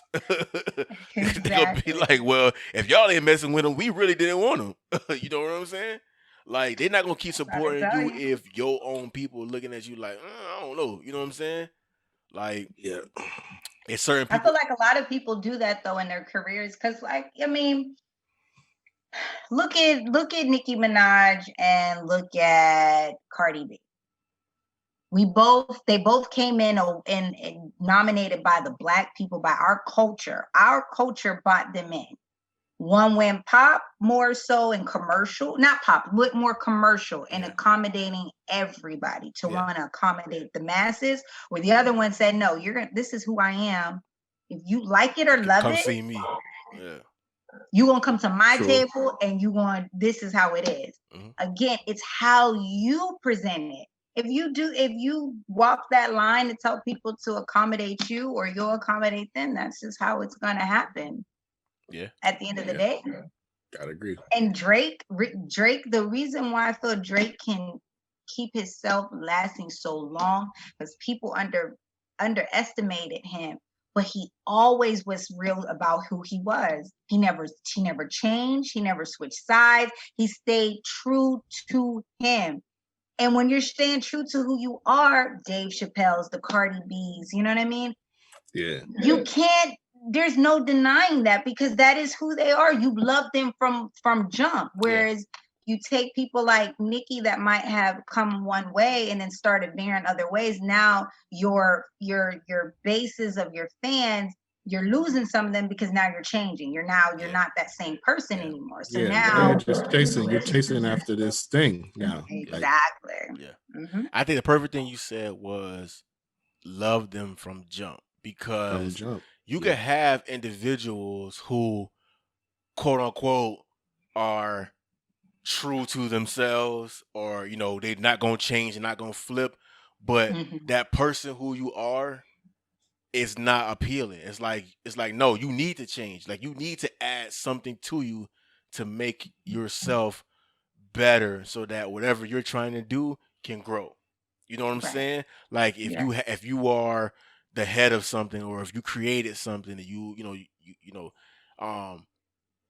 if your attitude or your personality or whoever you are is not already that likable thing, then you can't walk around and say, yo, I'm stuck in my ways, and think that people are going to gravitate towards you and maneuver around you because you say, yo, I am who I am. Nah, like, yeah, you are who you are, but is whoever you are tolerable? Can we tolerate who you are? You know what I'm saying? I ain't gotta like you. I ain't gotta love you. But can I tolerate you enough to, like, whatever your idea is, whatever you created, I'm gonna move with it. I'm gonna move with you. I'm gonna grow with you because I see what's going on. I see the potential in what you got going on. Your attitude is right. I might not like 100% of everything what's going on, but that 51% that I need to convince myself, I see it. You know what I'm saying? And I'm gonna keep, and I'm gonna go with it. That's what Dave Chappelle is. You see it. Like he don't always hit everything correct. You know what I'm saying? Like Dave Chappelle ain't always been that funny dude. He done did some corny stuff. You know what I'm saying? It was a time where Dave Chappelle was corny, where it was like it wasn't cool to like Dave Chappelle because it was like, all right, he's always the corny black dude in the white movies. That's what he was. You know what I'm saying? But he never switched up who his comedy was, and that corny person was likable. It was like, yeah, he's always been corny. Even today, you listen to his specials, and you can still see that corny dude in there, but it's likable. Like you said, he stayed who he is. He stayed true. He never wavered, and it allowed him to like create this space where it's like, all right, now that I've created this brand, this space, I can do whatever I want to do. You know what I'm saying? That's an important key for any creative. That's hard. That's what any creative wants to do. Like, and the only way to even get like that is you gotta listen. You gotta know how to like take criticism. You gotta know how to grow. You gotta know how to evolve. You know what I'm saying? You gotta know how to move. You gotta know how to see things, and just don't be stuck in me. Like, nah, you can't do this on your own. It's like nothing. Nobody did anything on their own. You know what I'm saying? If you ain't allowing, a team to come in, if you ain't allowing, people to come in and help you carry the weight, carry the burden, you're gonna crash. It's just simple as that. You know what I'm saying? True. I feel like, the it factor part, I feel like you just gotta have it. You gotta have it. You just have to have it. You just have to have it. That it factor, that part, you can't do anything for that part. And you can't fake it. You can't fake that. Yeah. And I mean, just look at artists like, even like when J. Cole first came out, like he didn't have no look. You know what I mean? There was nothing that would say, oh yeah, like J. Cole. You know what I mean? Like how Nelly had a look. Nelly came out with a persona that you were like, I want to be like him. J. Cole didn't have a persona that I want to be like him, but he had an it factor because his lyrics, his delivery, his cadence, like so much about his artistry carried the weight of that it factor for him. So when he disappears and has no music, but then pops back out, it still becomes relevant because his it factor is right there. Right. Kendrick Lamar, no music. No, you don't even know what's going on, you know, but he has that it factor that's like, Yeah. keeps, you know what I mean? You just can't. Every artist, they don't have it. They just Big don't. facts, though. That's true. Big facts. Speaking of new music, though. Yeah. Speaking of music, Yeah. let's might as well go ahead and dive into this new music. Chances, you set us off early, so go ahead and give us what new music you've been tapped into. What you been tapping into? What you been listening to lately? Honestly, I'm probably all over the place. My daughter makes me listen to like I've been listening to pop a lot lately. I want you to start with the No Ceilings 3. I want to get that. Oh, but no, that oh my gosh, no. First of all, it made me feel happy. Yeah. It made me feel like, yes, Wayne, yes, this is what I've been waiting for. That's what I've been telling people, bruh. Like it gives you that. I've seen online that people are offended by the old Wayne term, so I'm not gonna use that term. Use it. I love it. I love it. It makes you feel like, okay, as Wise would say, Wayne bike. Come on, man. Come on. Wayne bike. Come on. Yo, when I first heard it, it was funny because I was right next to my daughter and I was like, ooh. I said, this made me so happy. I was like, this was what it was missing. Like this is what it is right here. This, I was like, oh, No Ceilings is it. This is what he been needing this right now. Yeah. Just understand. Just once again, being from the South, and we are from the South, understanding what the No Ceilings brand is already. It's like, okay, it's Lil Wayne, it's No Ceilings. That's all I need to know. Like, if you can't mess this up. You can't burn water. You know what I'm saying? Yeah. So you can't mess up No Ceilings. You know what I'm saying? I heard once again a Northeast platform say, I don't want to hear Wayne freestyling over beats no more. Like nobody wants to hear that no more. It's like, yo, first of all, this is what a mixtape is. This is what a mixtape is. First of all, you from the North, you supposed to know that. This is what a mixtape is. So now you got that. You got Wayne. You understand what the brand of No Ceilings is. You cannot go wrong. No. You can't. It was that amazing. I was really happy. I was like, wow. Man, my heart was crying. He needed this. We needed this. We needed this. We needed this for sure, man. Like, I know his daughter was like, that's my daddy. I know she had. And then he had all his sons on the mixtape. And that was dope in itself. Like, he got all his sons on the mixtape. And you can hear their age in their different lyrical abilities. So you know that all they do is rap. You know what I'm saying? You know that all they do when they get around Pops is rap. You feel me? He probably be challenging them to just freestyle. I'm gonna throw this word at that. What you got for it? You know what I'm saying? It's like it was all love on that one. Like even with Khaled wasn't annoying. Yeah, surprisingly, I was like, man, listen, okay. I don't know if I was me and you, if I was talking to you about it, but I was like, hey, it's kind of strange that he didn't go to Drama or Canon because that's who he usually goes to. Mm-hmm. So then when it said it was going to be Khaled, you like, okay, are we going to get annoying Khaled or are we going to get laid back Khaled? Yeah. And it was like a balance of the two, but it was perfect.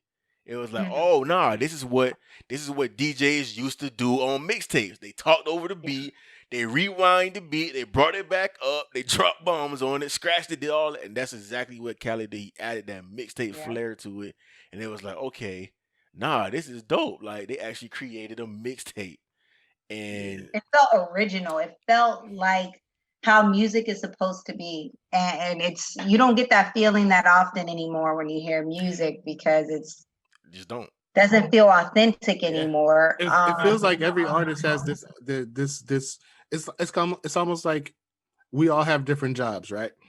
So it's almost like you wear your uniform to your job, I wear my uniform to my job. And so that's what it feels like in music. It's like, oh, he's just wearing his uniform. Yeah. You know what I'm saying? Just showing up to work every day. And you can hear the joy in Lil Wayne, and that's what makes it even better. You can actually hear like, okay, like he's actually enjoying recording music now. He's actually that monkey is off his back. You heard Khaled say just in the mixtape, they said they got another I'm Not a Human Being dropping. Then they said they got a part 2 of the No Ceilings 3 dropping. So clearly Wayne got stuff in the tuck coming. He's happy. He's in a good space.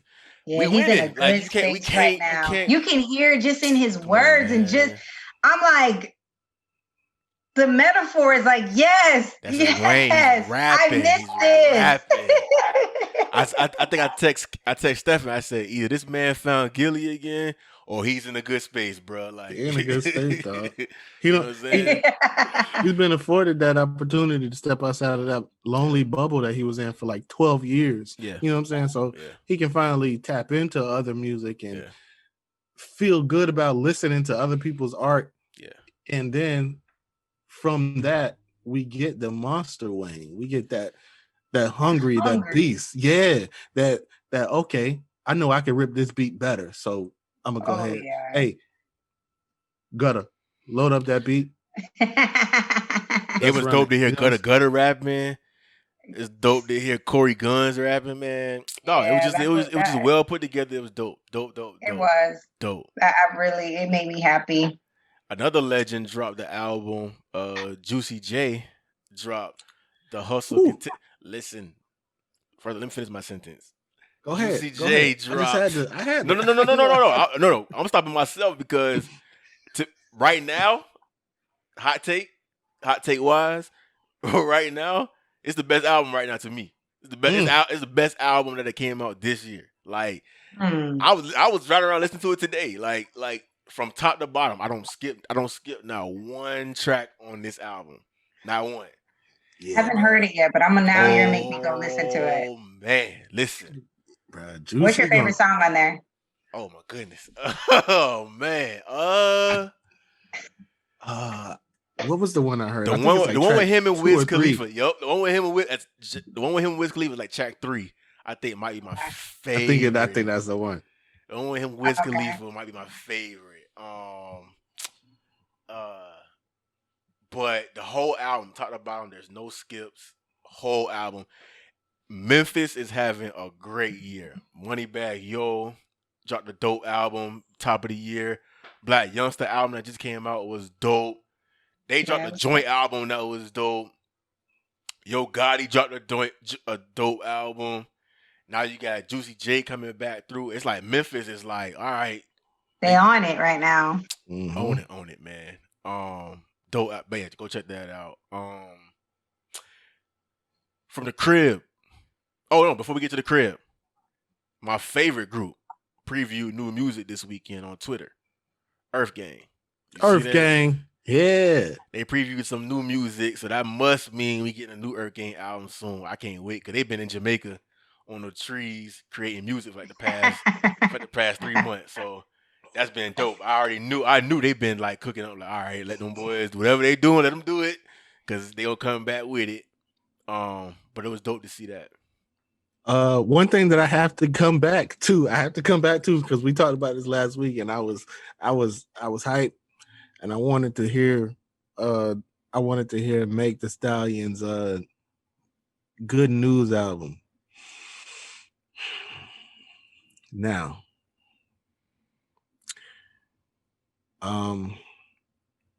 it was more of the same, and I'm disappointed.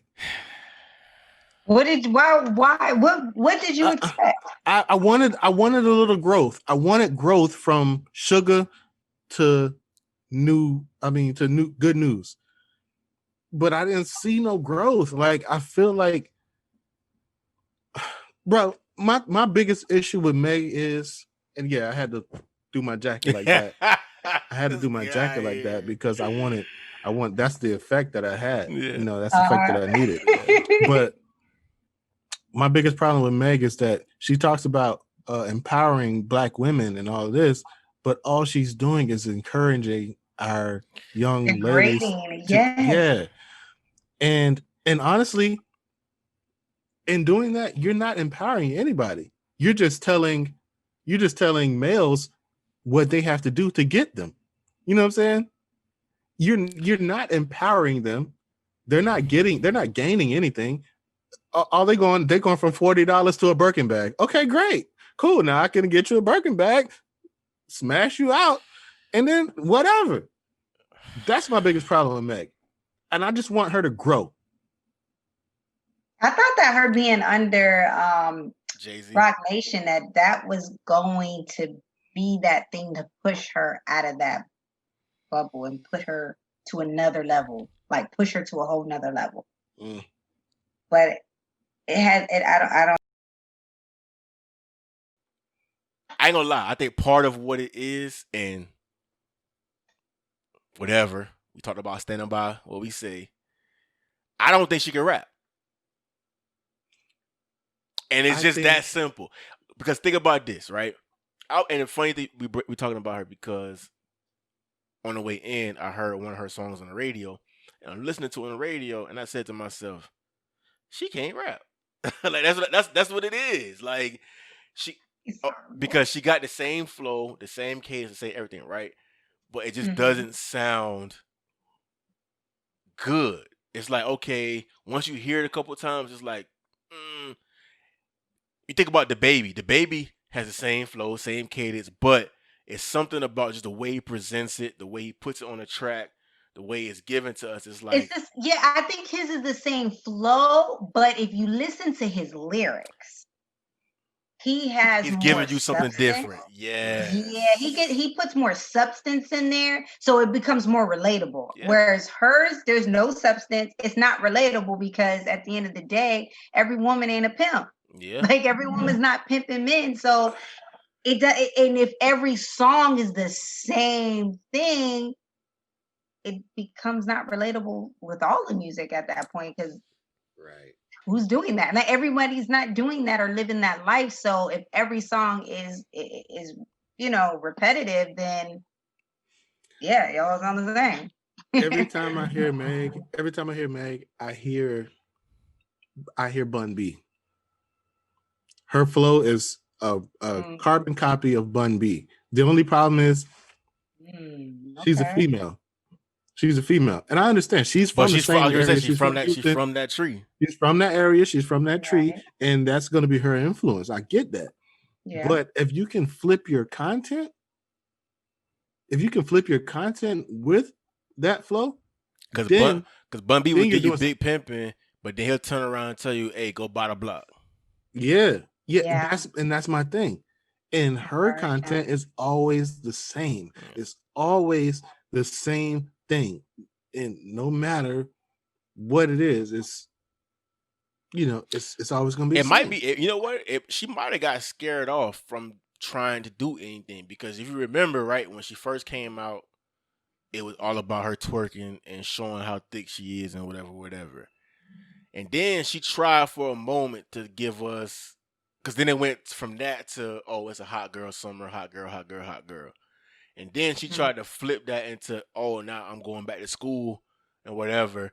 And that just kind of like fizzled. Nobody was buying it. And then it went back to, never mind, it's back to a hot girl fall. You know what I'm saying? Like, no, we ain't doing that. We going right back to, you know what I'm saying? Yeah, that and the fact that Saweetie kind of took the back to school lane. Lord. You know what I'm saying? But with Meg, it's like to me, Meg doesn't have an it factor.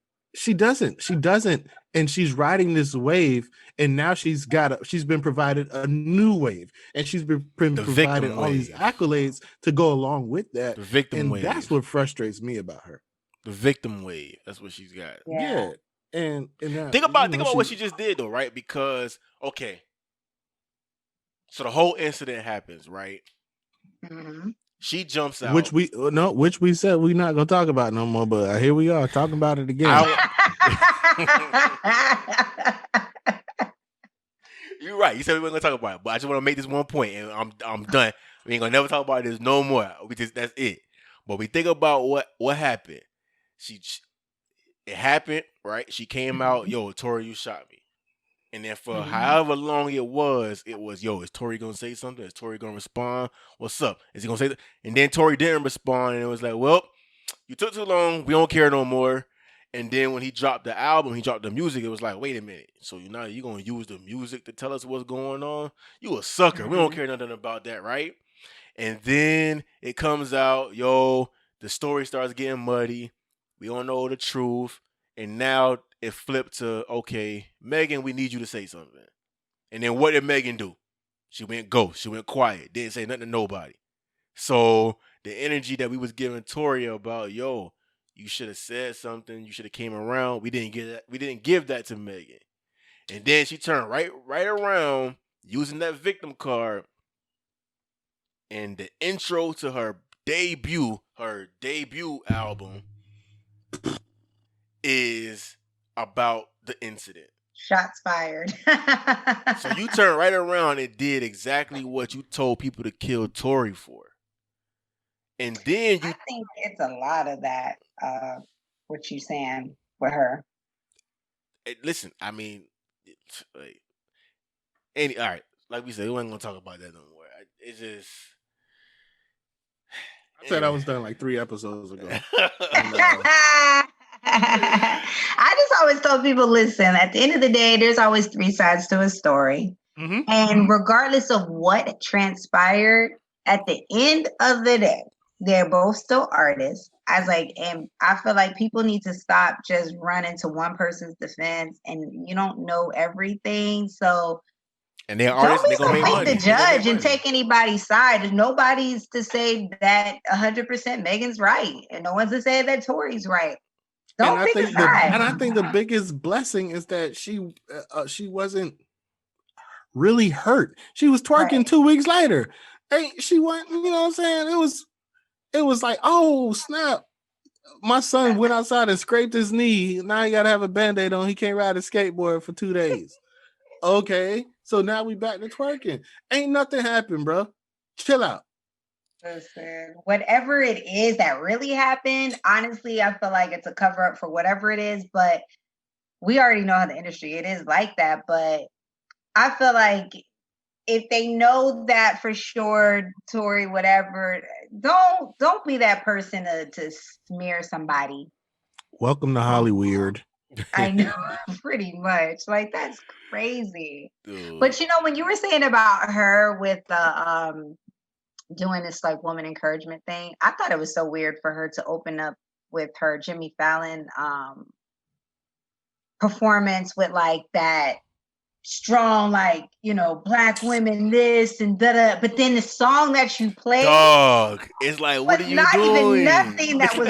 I'm like, doing? That was bad. I was like, she should have said that to the end after all the songs was done, and then let that been like her closer. I feel like she needs to go ahead and call Beyonce and be like, yo, B, I'm not good at this whole, you know, empowerment thing. Can I get some tips?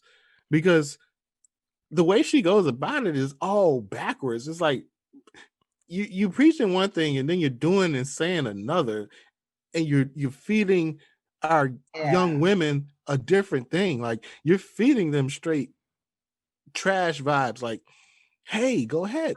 If he got money, sleep with him. If he don't got money, stiff arm him. Like, come on, Meg. Like, figure it out. Beyonce is amazing, and just how she has carried herself throughout her career. When she made the song with her, that remix, the remix definitely, obviously, I feel like Beyonce makes that song. Of course, that's the but only I version feel like that anybody because of what the song is, and then like I feel like because Beyonce had to kind of bring herself down to that level to make that song fit her, because she's so much above that. You know what I mean? She don't, you know what I mean? We know who she is.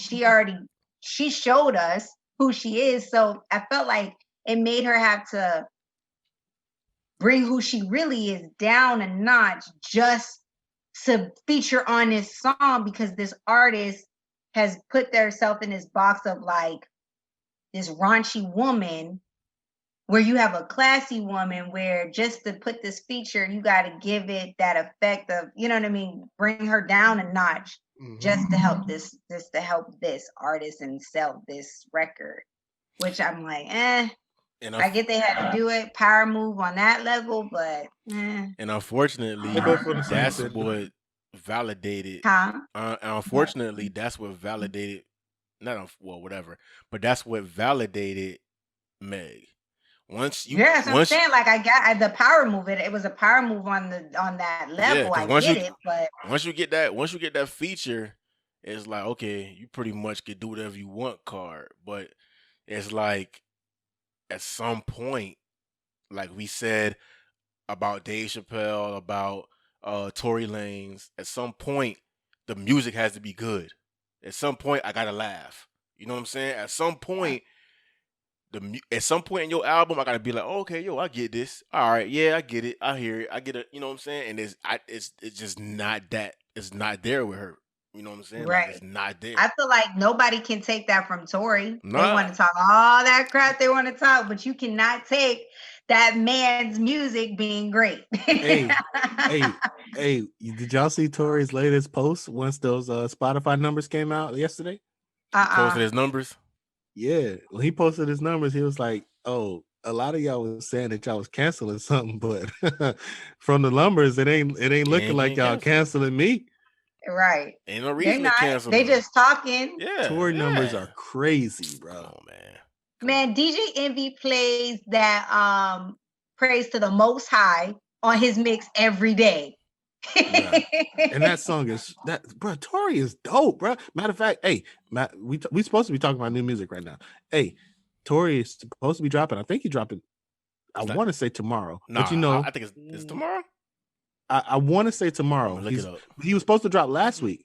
But he was doing some like turkey drives and feeding the homeless in New Jersey or something like that. But he's supposed to be dropping 3 capsules, a reggae joint, a R&B joint, and a hip hop joint. Ooh, that's gonna So- be awesome. That boy posted 1.3 billion streams. He goes, thank you. I'll do better next year. So you know what I'm saying? For Well, the Quarantine Radio was amazing. Can't Bruh. deny this man of his creativity. I don't care what they say. can't. He is the definition of an artist, because he's going to give it to you. He's going to paint that picture for you. Have y'all seen that latest visual? I forgot what it was called. He got a video out where basically the girl murders him, wraps him up, and throws him in like a canal or a lake or something. But he's in the canal and he's still rapping. Like, it's dope. I don't even remember the name of the track, but it's dope. Like, can't nobody take nothing from Tory, bro. Nah. Can't take He's nothing from Tory. creative. No. He's definitely very creative. I respect his artistry. Yep. I don't know if y'all into the Cool Kids, but I saw that they got a new album coming out too. That made me smile because we ain't heard from the Cool Kids in like 5 years. Sorry, that's my thing, but yeah, Cool Kids got a new album coming out. Don't know that one, but I'll check it out. You don't know Earl Sweatshirt? Huh? You don't know Earl Sweatshirt? I've heard of him. Oh, okay, yeah. They dope. I'm over here writing it down. Cool Kid. Yeah, the Cool Kids. And Thug's supposed to be dropping an album too. He was supposed to be dropping around the same time that No Ceilings 3 came out, but it still ain't dropped. He supposed to be dropping Slime Language too. So that's gonna be dope. Publicity, see? All just to get everyone tuned in. He made that statement. Oh yeah, Y'all ready. So I wouldn't be surprised if the album dropped tomorrow. Like, surprisingly, like, oh, the album's out. You know what I'm saying? So, you notice that now that, you know, there's no real like artist development anymore with artists have to Gotta create come to things them. on their own. Like Yeah. you used to have your whole team that did everything, your whole publicity team, your your PR, all that would take care of all that. But now it doesn't seem like it's the same. So That's it's 'cause like the artist needs to create. Yeah, that's I because mean, that's I because think the the internet. artists- is- it's cutting out. You cut down costs. You cut down costs on that. Like yeah, now, the internet is the A&R. yeah, you know what I'm saying. I don't need this person to do this if I know how to do what he know how to do. You know They what I'm need to saying? still bring back artist development. You though. need it. You They need need it. to tweak some things with some of these people a little bit. Yeah, I agree. That's why. Some etiquettes at least. Yeah, but that's why. Look, there's no, there's no mistake as to why now artists' careers only last a summer, and it's direct correlation of that happening and the death of A&R. You know what I'm saying? Yeah. Facts. like it's a direct correlation. Like you killed off the A&R because the internet came around, and now everything can go viral like that. And so now that's all you're searching for. I don't care about how long you're gonna stay around. Just give me my moment. You know what I'm saying? Yeah. And that's what it is. So instead of chasing the career, you're chasing the moment. You jumping on the table like a turkey getting stuffed.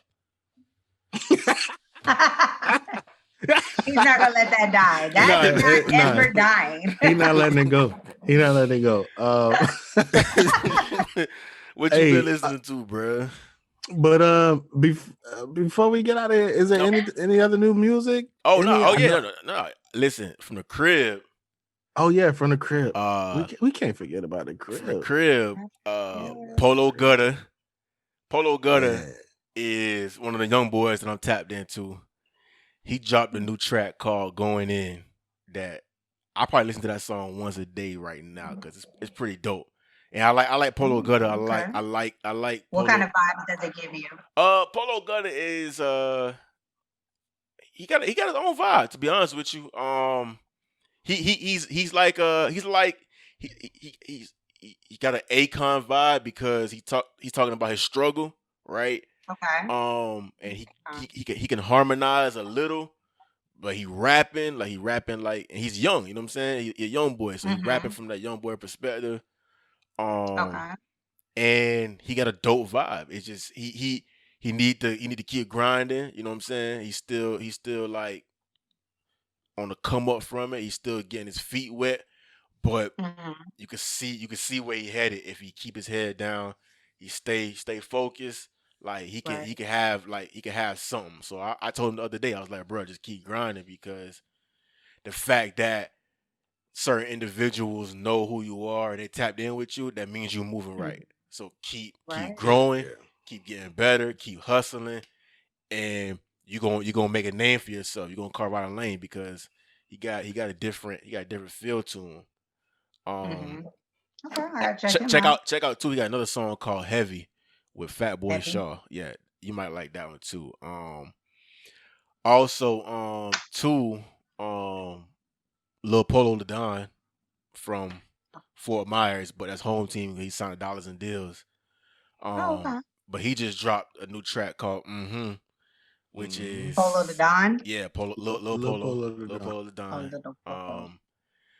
Just dropped a new track called and I like it. He's an energy dude. Like a lot of energy. Yeah, I like his flow because he's an energy dude. He's kind of like the Baby, but without the repetitive cadence. Yeah. Okay. He got different flows, different Okay. cadences. Yeah. And he been posting because I guess he performed this video and the police came and tried to incite a riot. So he been posting that video, and it's pretty dope just to see him like have his moment. But that's home team. Shout out to him and his new track. But my favorite track of the week was the last track that I found of the week. Which was Lil Crix, and the song is called Chief Keef. He from Deep Side, from Lauderhill, from Broward. But Lil Crix is called Chief Keef. Now, it's raw. It's raw. raw and uncut. But I ain't gonna lie, like the like his energy is crazy. The song is crazy. It's literally like Broward drill. I've not heard anything like it. You know what I'm saying? Like I haven't heard anything like it. It's like Broward drill. It's literally a new wave. But he got the track called Chief Keef, and that's why, 'cause Chief Keef, Chicago drill music. Yeah. So he put his own twist on the drill, made it Broward, dropped the track, Check that out.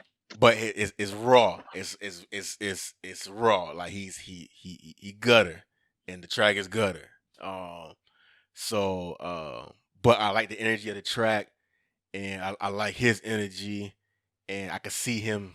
I see him like really like taking off.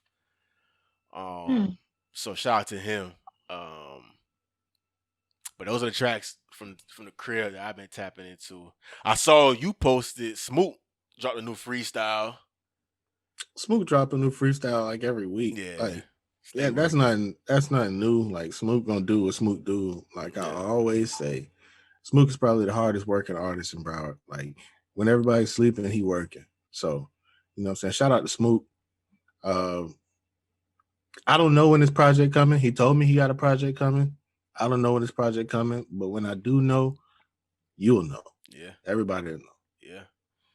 That's pretty dope. How is like Prime? What's Prime doing? Man, Prime got a podcast, man. Prime got a I seen that. I yeah. did. I seen that. Yeah. I just talked to Prime a couple weeks ago because I'm trying to same thing like with you. Like, hey, where the music at? Yeah, he had a podcast, he doing that. Just had a kid too, had a son. Aww. So but Prime doing his thing, man. Yeah. Everybody's having kids. Yeah. Wise. You getting some kids going. But Courtney Bell is an artist. Exactly. Thank you. Courtney Bell is an artist from Detroit who is also pretty dope. He got an album coming out called Poverty Stricken Project. Actually, it already dropped. And it's actually really dope. He got a nice flow. I like Courtney Bell a lot. He reminds me. Courtney Bell? Yeah, Courtney Bell. Yep. Courtney Bell from Detroit. He reminds me of Big Sean before. He reminds me of Finally Famous Big Sean. That's Finally Famous. He reminds me of Finally Famous Big Sean. Oh God. That hunger, and that flow. But Boy. check out his. Don't like Big Sean right now? You don't think Big Sean right now is hungry? He cool. Big Sean right You now like is the the man song right now. Wolves? Like, stop playing. Stop playing. Stop playing with Big Sean name, bro. That's I ain't gonna lie, I like Big Sean right now. Stop playing with Big Sean name right now, bro. Stop. I'm not gonna even allow you to play no more. Anyways, so back to the crib. This guy sitting behind me. Who that? Hollywood? That's Hollywood. That's ridiculous. He got a new video coming out. He got a Cardio. new video coming out for cardio. Yep. Cardio. For cardio? Yep. Yeah. When is the video coming out? Should be sometime in the next couple of weeks. It's coming. But that's just keeping it safe. Yeah. Got But, you. Yeah. You know, Shout out to the Rose things Bowl is team. moving. Things are moving. People are working. Speaking of mentioned this working, probably- Go ahead. Chances. I knew they were coming. Oh from yeah, me. here go your segment, baby. Speaking of working, you led me right into that, partner. Thank you. Mhm. Speaking of working and things and music, Mm. I'm not a Yeah. musician. Pitt not a musician. I'm There's only one musician here. There's only one artist here. So, but no pressure, no pressure. But what you been up to? What you been working on? What you been up to? How you been? Like what you been up to? I've really been just trying to find my way back into my passion, really. You know, just trying to get back to where making music, like that love and that passion that you have for making music. Because like you said, Pitt, like you can just easily just put on your work outfit and just, you know what I mean? And just go to work. But that's not what it was always for me. So I don't want Right. it to, you know what I mean? I want to do it from a creative standpoint. So that's my main thing. It's just really getting back into my space and place of artistry, which Right. is I'm getting there. I've recorded some songs, but we'll see. One thing that I recently told a young up and coming artist, I think it was yesterday. Like I was chopping it up with a young artist yesterday, Mhm. and one thing that I asked her, I said, what made you choose music as opposed to anything else? And her response was, it's a part of me. And I told her, I said, well, one thing that I always tell people is it's not on me, it's in me. Right. Just like you said, like that uniform, you could take that off at the end of the day and you're gonna be who you are. But when it comes to this music, when it comes to that life, it's in you. You can't just remove it. You know what I'm saying? You can't just say, all right, I'm done with it. Ask Wise. You know what I'm saying? There's been plenty of times where I felt like, you know what I'm saying, and I'm not a musician, I'm not an artist, but there's been plenty of times where I said, you know what I'm saying, I'm done with all of this. Like I'm done with even being tapped into the culture, being even tapped into the local music scene. And both of y'all know how much I love this. So it's something you can't run away from. You can't just get away from it. Right. You know what I'm saying? It's like I said, it's not on you, it's in you. And I feel the same way with you. You just gotta kind of get back to that place. Yeah. That place where you found it at, you know what I'm saying? Where you dropped it at. You know what I'm saying? Like just like how Drake said it in that one song. He was like, they tell me I fell off, where'd I leave it at? Like you just need to get back to where you left it at. Yeah. And then it's gonna pick up just like that. Like, and it is what it is. For sure. You're absolutely right. Cause sometimes like I'll listen to like old music or whatever, and I'll be like, all right, come on, Chance. That was dope. You wrote that? Mhm. You wrote that? Mhm. Girl, you dope. Hey, listen, so then I'm like, all right, Chances, you know you could tap into where you were here to get this, you can get yourself back there. So I think, I don't even again, it's about finding that music too that inspires you to want to write True. more. You know what I mean? So I think too, I have to get more music that inspires me. I actually reached out to Jay. He's supposed to send me some stuff. So I like we're actually supposed to do a song together. So Yeah, interesting. I will say this though. I will say this. Two things. I don't think you need to go back to that because I think you have a different story to tell now. True. Go back to what? To anything. Like I think you, because even with me, like I have a lot of your tracks in my email and I'll go back and listen to them and like they don't have the same feeling. They don't have the same impact. It's a nostalgic thing, but it's like I know that you're better than this now. You know what I'm saying? So I think if you do find like different production and things like that, that's one of the major keys. And I'm gonna tell you this, and I'm gonna tell you For sure. live on our podcast. I don't think I ever told you this before, and I'm only gonna say this, and then we're gonna move on because I don't want to get deep. I don't want to get emotional. I don't want to get nothing. It's almost time to get up out of here anyway. So Right. Go ahead and get up out of the way. But I'm gonna say this to you, Chances. The main reason why I always check up on you just musically, even if it's just musically, is because of how I met your mom. And because of that moment, because of how that happened, I have to look out for you. You know what I'm saying? Like I always gotta make sure. Facts, yeah.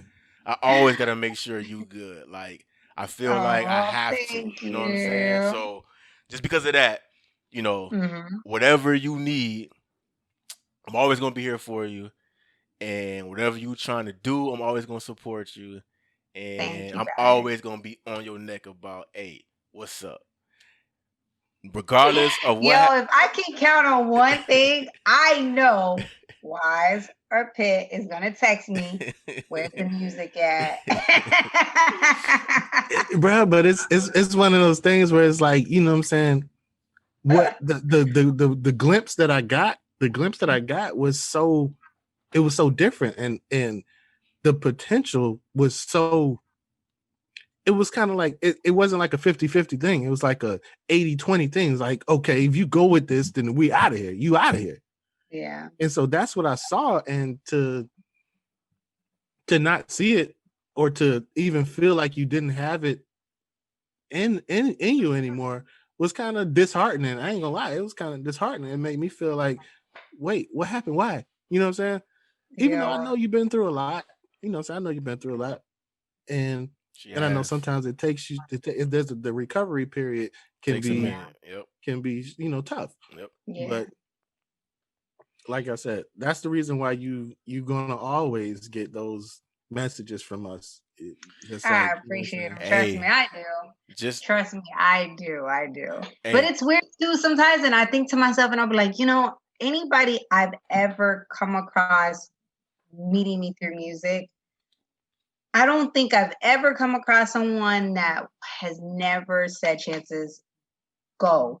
Hit the floor running. Like, you got it. You got what it takes. You got what it takes to make it. You got what it takes. And it's like, sometimes I used to doubt myself back then. Like, I don't know. Like, are people just telling me this because they're just telling me this? Like, do I really have it? And it's when I like kind of drew myself away from music a little bit. And then I would look at like music that I've written or things that I have written that I haven't even done anything with. And I'm like, wow, I actually came out with that. Sometimes I have to be like, wait, I came out with that. Yeah. And then like, if I listen to like, cause for me, for my inspiration, how I write, like I go listen to some Rick Ross, I go listen to some Jay-Z, I go listen to some Wayne, you know what I mean? Like old school Wayne, okay. But not the New Steelers, you know, this New Steelers 3 gonna have me a little motivated now. But I listen to Fab. Like, I like people that have like a lyrical content, but like, you know, like a swag about them. And men, I know it sounds crazy, but I listen to men because I feel like as a rapper, a female rapper, that my competition is men. Yeah.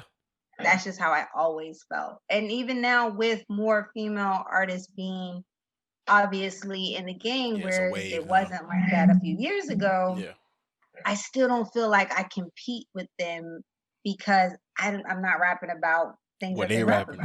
Yeah. You know what I mean? It's just not my lane. So for me, I still feel like my contenders are men. Yeah. So that's who I go and listen to. And if I want to write a freestyle, I'm going to go listen to one of their tracks that's new. And that's how I'm going, you know what I mean? So. Hey, but check this out. Just remember that no matter what, this is your platform. So no matter what happens after this episode, this is home. Still, this is your home. Anything you trying to do, anything that you trying to accomplish, like we support you. We're gonna push it. We're gonna help it. This is your home. This is your platform. You're a part of this.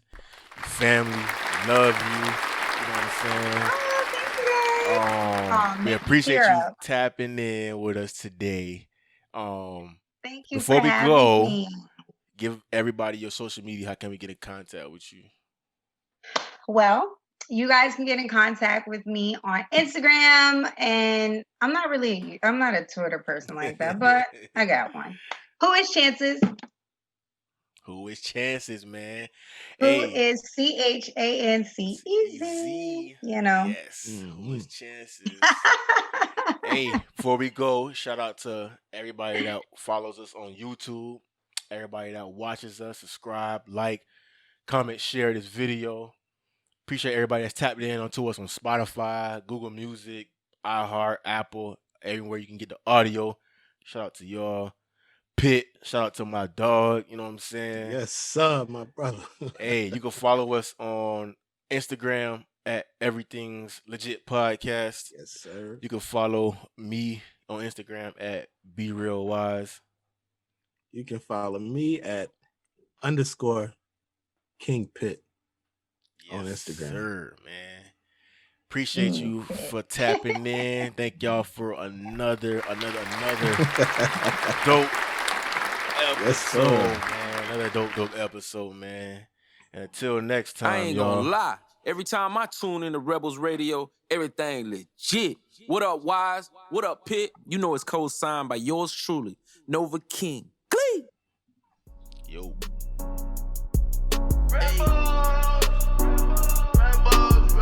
Like, what you thought? I was just sitting back, not rapping, nigga? You think niggas ain't get better? Like, what you did?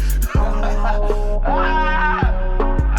want me a meal to see just how it feel. Ain't worried about no bills, negotiating deals. Find me some shit. I'm stunning in this bitch. Stunning in this bitch. Everything legit. I want me a meal to see just how it feel. Ain't worried about no bills, negotiating deals. Find me some shit. I'm stunning in this bitch. I'm stunning in this bitch. Everything legit. Hey, I'm about biz. Money where my mouth is. Spliffy where my mouth is. Smelling like ounces, but